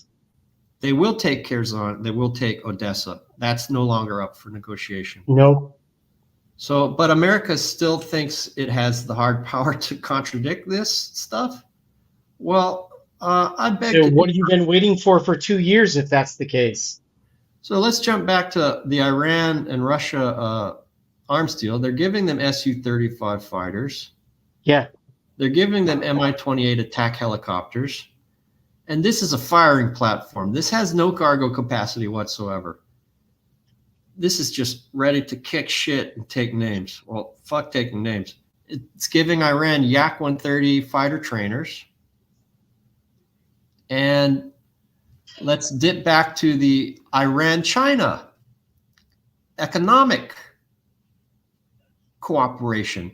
In 2017, China was getting 26% of Iran's oil exports.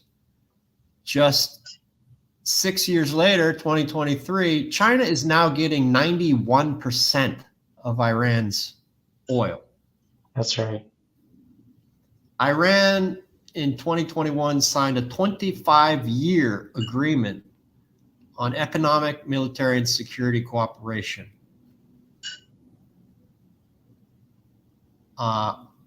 So even the Atlantic Council, the think tank of NATO, said Iran joining the Shanghai Cooperation Organization isn't surprising, but Beijing's promotion of illiberal norms in Eurasia should get more attention.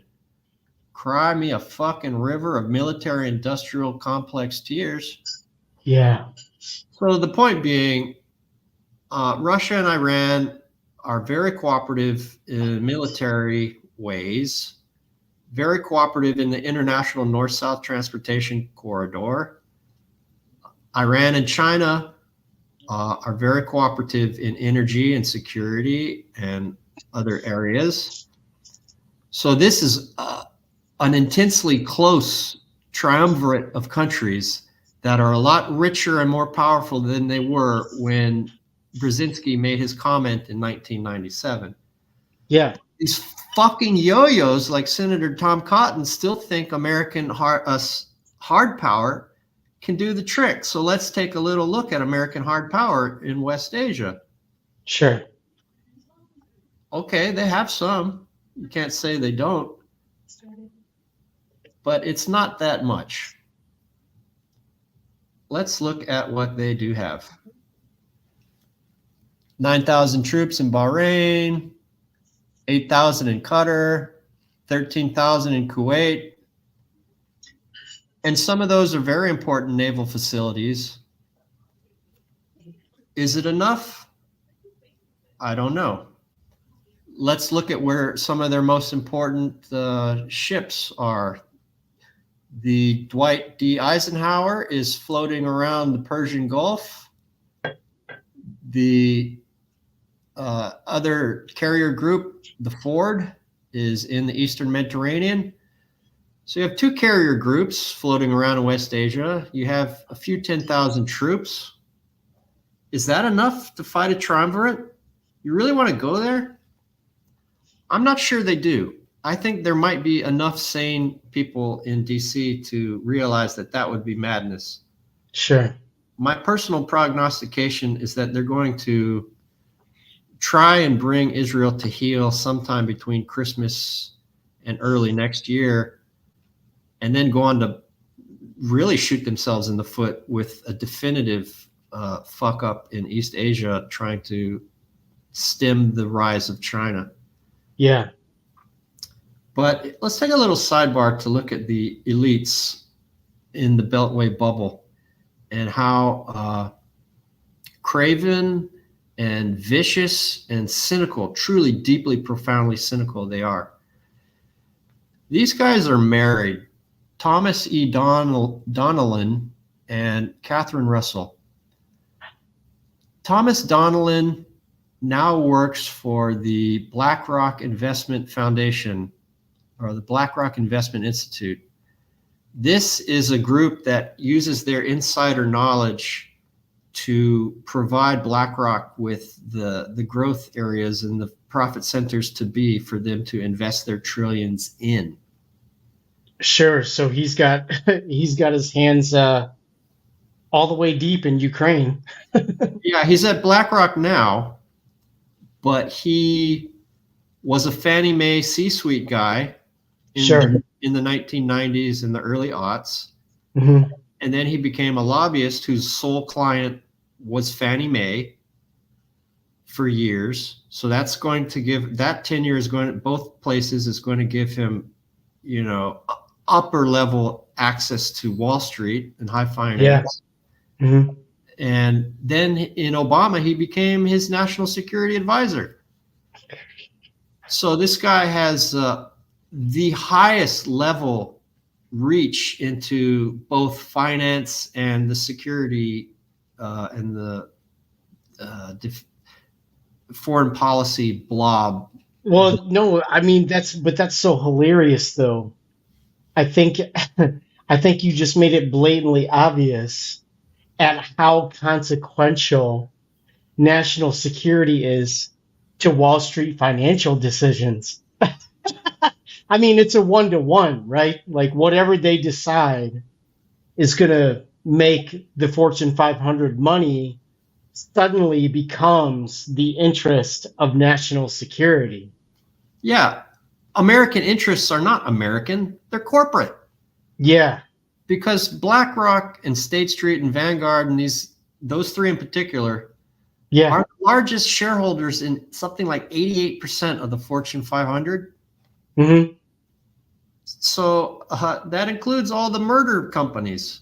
Yeah. Raytheon, look at all these weapons manufacturers. Raytheon, Boeing, Lockheed Martin, General Dynamics, Northrop Grumman, all the usual suspects. They all have substantial single-digit or even double-digit holdings by BlackRock. Yeah. So this guy, highest level of militarism and finance, which overlap so closely. Who's his wife? So this guy's finances mass murder on the grandest of all possible scale. And Sure. we know that half of the, what is it even now in Israel? 18,000 that they know about dead, Right. half of which are women and children. No, not half. It's like 60, it's above 62%. So while Thomas Donnellan is profiting off of the mass murder of women and children, his wife is the executive director of UNICEF, Wow. the UN organization dedicated to helping children and providing humanitarian aid. That's All disgusting. the while, America is one of the few non-signatories, perhaps the only non-signatory to the International Treaty for the Rights of Children. Yeah. So, you know, everyone thought it was cute when the Raging Cajun, what was that guy's name from Louisiana? It's the economy, James Carville, Oh, right. Yeah. who now looks like Skeletor every time they Yeah. put him on MSNBC. And so he was a Democratic political operative, and his wife was Republican. And everyone thought, oh, isn't that cute? Odd couple, yet they find love. Well, here's a guy that profits off of the murder of children, and his wife is the head of the preeminent international organization for the protection of children. It's enough to make you sick, Mark. Oh, say, can you see? So as we go galloping towards the finish line, let's look at Jake Sullivan's recent article in Foreign Policy. Was it? Sources of American Power. And that's why I called this Gaza and the Sources of American Failure. Sure. Because I'm playing off of Sullivan's title, Sources of American Power. Of course. But Sullivan himself is playing off the title of George Kennan's 1947 essay, The Sources of Soviet Conduct. That's right. Published in the same magazine, Foreign Affairs. Yeah. Mm-hmm. Kennan is a respected Cold War intellectual, and this article is one of the foundational texts for the American prosecution of the Cold War. Yeah. I believe Sullivan thought that he would be writing a similar essay that would be as foundational for this new era of so-called great power conflict. Yeah. Even though he uses the phrase great power conflict because it is being bandied about in the international relations field, and Sullivan has a master's from, I believe, Yale in international relations. He's got a JD from Yale. I don't know where his IR degree is from, but he is another exemplar of the elite because he's a Rhodes Scholar, Yale JD, Chief of Staff for Clinton when she was Secretary of State. But this essay, I suffer for our dozen viewers, Mark French. I read this article. It is so sophomoric. It is so full of vacuous bromides. Yeah. And shit that is just fucking embarrassing because it went to press on October 2nd. Right before the events of October, the jailbreak, as George Galloway called it, the Palestinian jailbreak out of Gaza. Yeah. In this article, Sullivan said in a poll quote, "The Middle East is quieter than it has been for decades." Boy, that didn't age well. And how embarrassing. Literally fucking 5 days later. Oh my God, man. What an airhead. And they took credit for it. Yeah. And he's also got this racist colonizing language. Although the Middle East remains beset by perennial challenges, the region is quieter than it has been for decades. Perennial challenges, because it's like these brown and beige Muslims just can't get their fucking act together. They just can't be quiet. They can't get their fucking act together, and not because America has been stealing all their stuff and putting them in open air prisons has been and demonizing them in media 24 hours a day, not and because bombing their schools. Yeah, it's perennial challenges. It's not because America took over the colonial role of France and the United Kingdom. Sure, yeah, we're not following their water and starving them. They're just such savage idiots they can't get it together. Right. And this pull quote only exists here as a pull quote. It's not in the text anywhere else. But he says, for most countries, the complaint is not that there is too much America, but too little. What planet is this idiot on? Yeah, what countries are saying that? At the beginning straw poll. At the beginning of this show, we looked at the UN votes and who recognizes both Israel and Palestine. We're looking at 85 to 90% of the world. If we go by the last UN vote for the ceasefire, it's probably over 90% of the world.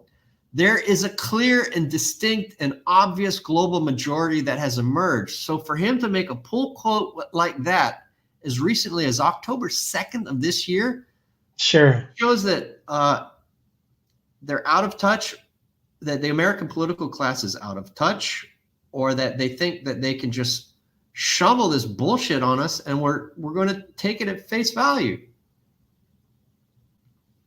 So let's look at what he specifically said just 5 days before the jailbreak. Quote, the Israeli-Palestinian situation is tense, particularly in the West Bank, but in the face of serious frictions, it's just that generic language, frictions, not Israeli occupation that goes back to the Nakba of 1947 and 48, where they moved out 700,000 or 800,000 Palestinians out of their homes where they had been for centuries or millennia. It's just frictions. And those abuses go back even to the Mandate period when the Stern Gang and Irgun and Haggadah would even kill Jews, like in the King David hotel bombing. These are frictions, not Zionist mass murder and dispossession and oppression. In the face of serious frictions, we have de-escalated crises in Gaza and restored direct diplomacy between the parties after years of its absence.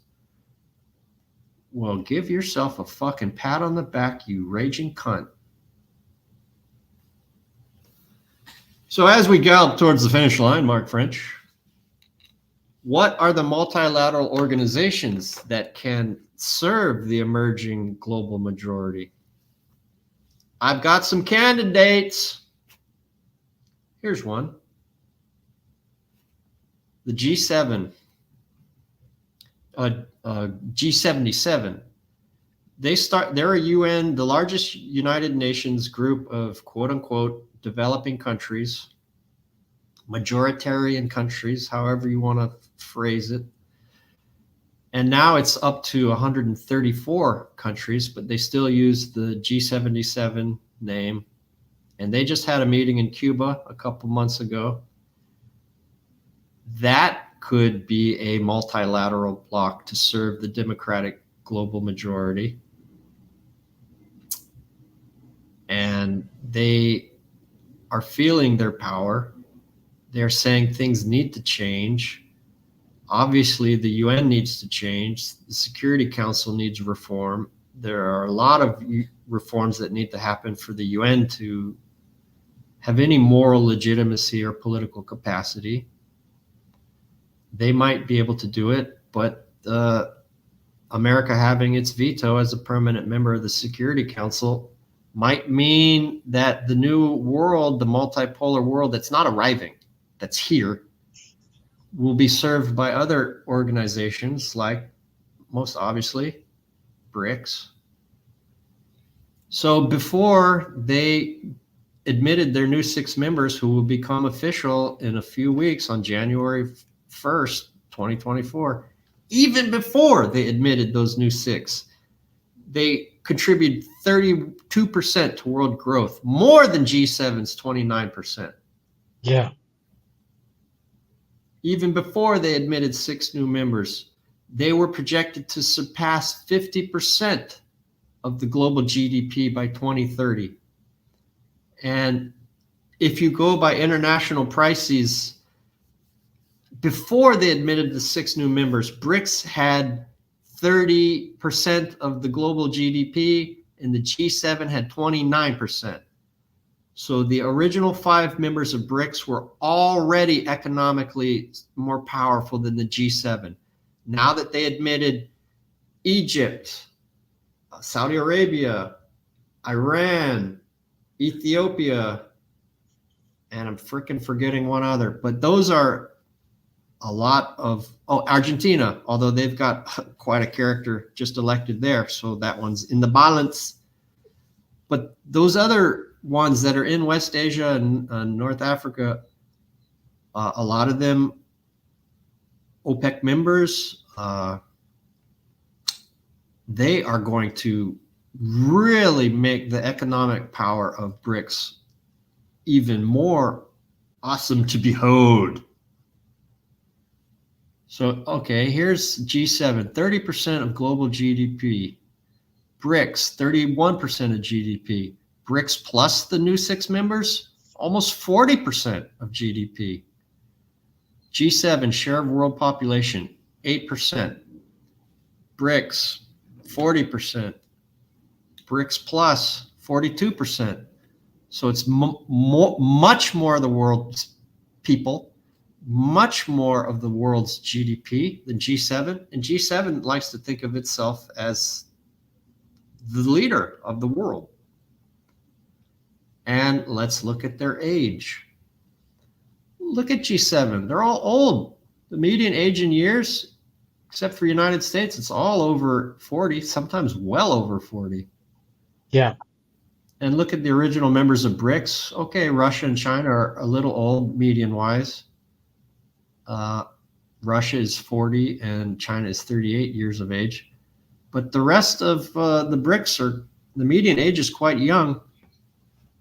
And the median age of their new members is quite young. So I think we can close it out by taking a look at G7 leaders' statement. I mean, you got to hand it to these mofos for quality hypocrisy. They know how to tell the big lie and double down, that's for sure. Oh my God. December 6th of this year, they met digitally, and they met with their friend Zelensky. Yeah. If you can't give us the money, give us the credit so I can buy more cocaine. Yeah. So here's the and Italian villas, apparently. And he just used his friend as a beard to buy 2 yachts for $75 million. $75 million bucks. Yeah, that's right. For 2 yachts. And they're not even that dope. He overpaid. Yeah, what does he care? It's Americans' money. It's China's money from them buying treasury bills. Yeah. So we can close out by listening to some of the grandest hypocrisy available to humankind on planet Earth. We, the leaders of the Group of 7, met virtually on December 6th to address global challenges and shape a course for a better future. We reaffirm our commitment made at the G7 summit in Hiroshima, which is a city that suffered an atomic bombing. Oh, I love the passive language. Yeah, right. Yeah. Do what we say or we might bomb you too. It just suffered it just suffered an atomic bombing. Yeah, right. Huh. We didn't do it. Yeah. We didn't smuggle out a bunch of Nazis to create the bomb to use it on you. It just kind of happened. It was raining that day and God was mad and it fell from the sky. And most military analysts and historians say that Japan was prostrate and ready to surrender, but that America wanted to demonstrate it to make a point to the Soviet Union. Suffered an atomic bombing and now has become a symbol of peace.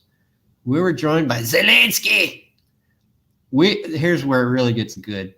We remain committed to upholding the rule of law, which protects all nations, especially the vulnerable, as well as global security and human dignity in all parts of the world. We are united. We are more united than ever in the pursuit of international peace, prosperity, and sustainable development, and have strengthened our engagement with international partners beyond the G7. Mark, if I didn't have such a sturdy constitution, I would be projectile vomiting right now at the hypocrisy of so grand a scale. I think I'm gonna hurl, Wayne. Don't hurl, Garth. I think I'm gonna hurl, Wayne. Don't hurl, Garth. It's wag the dog, man. It's they really are. They really do think everyone's so stupid they can run these fucking Instagram campaigns and everyone's just gonna swallow it. That's the deal. But the new global majority isn't having it. Why should they? They don't have to listen to the bullshit. But the American population remains one of the most propagandized populations on the planet. Yeah. And a lot of them do believe that kind of horseshit rhetoric. Yeah. But it's slipping away. And we've seen 100,000 plus mass protests against the slaughter in Gaza in cities across the world, including the propagandized United States. Yeah. And I think we are at a moment where the American political class, in partnership with intelligence, quote unquote, definite scare quote there, and corporatist Democrats and big tech platforms attempt to control the narrative as their last ditch attempt to control we the people. Yeah. But it's not working, which is why we see examples of Glenn Greenwald and Jimmy Dore most recently being booted off of TikTok. And we see so many other examples of anti-establishment journalists and voices left and right being booted off of the big tech platforms so that they have to go to stridently non-censoring platforms like Rumble, which just had a massive cyber attack against it. And the loudest voices like Russell Brand, as soon as he got 6 million subscribers, was the subject of an orchestrated hit piece attacking him for alleged sexual assault when none of these women were identified. There was no police proceedings or investigations underway whatsoever. Yeah. So they know that narrative management is their last chance to keep us down. But that is why people like you and I, streaming bravely on YouTube, BitChute, Odyssey, Rumble, and Locals, and Stonefruit Media on Telegram, and stonefruit.substack.com.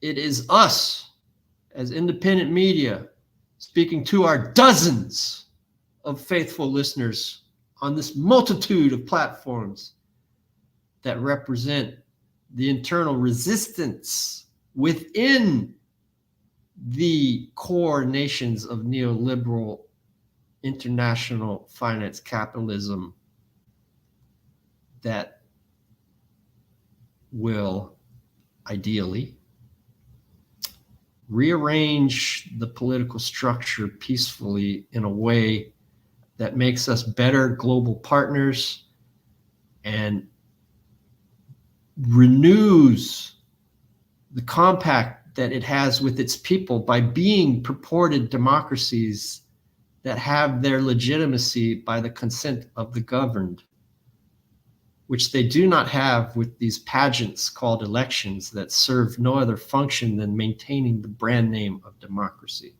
That's right.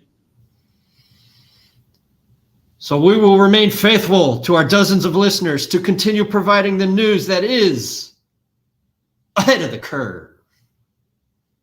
Signing off from just miles away from the headquarters of the Indo-Pacific Command, this is your faithful correspondent, Boyce Brown, with my ace, Mark French, saying, aloha.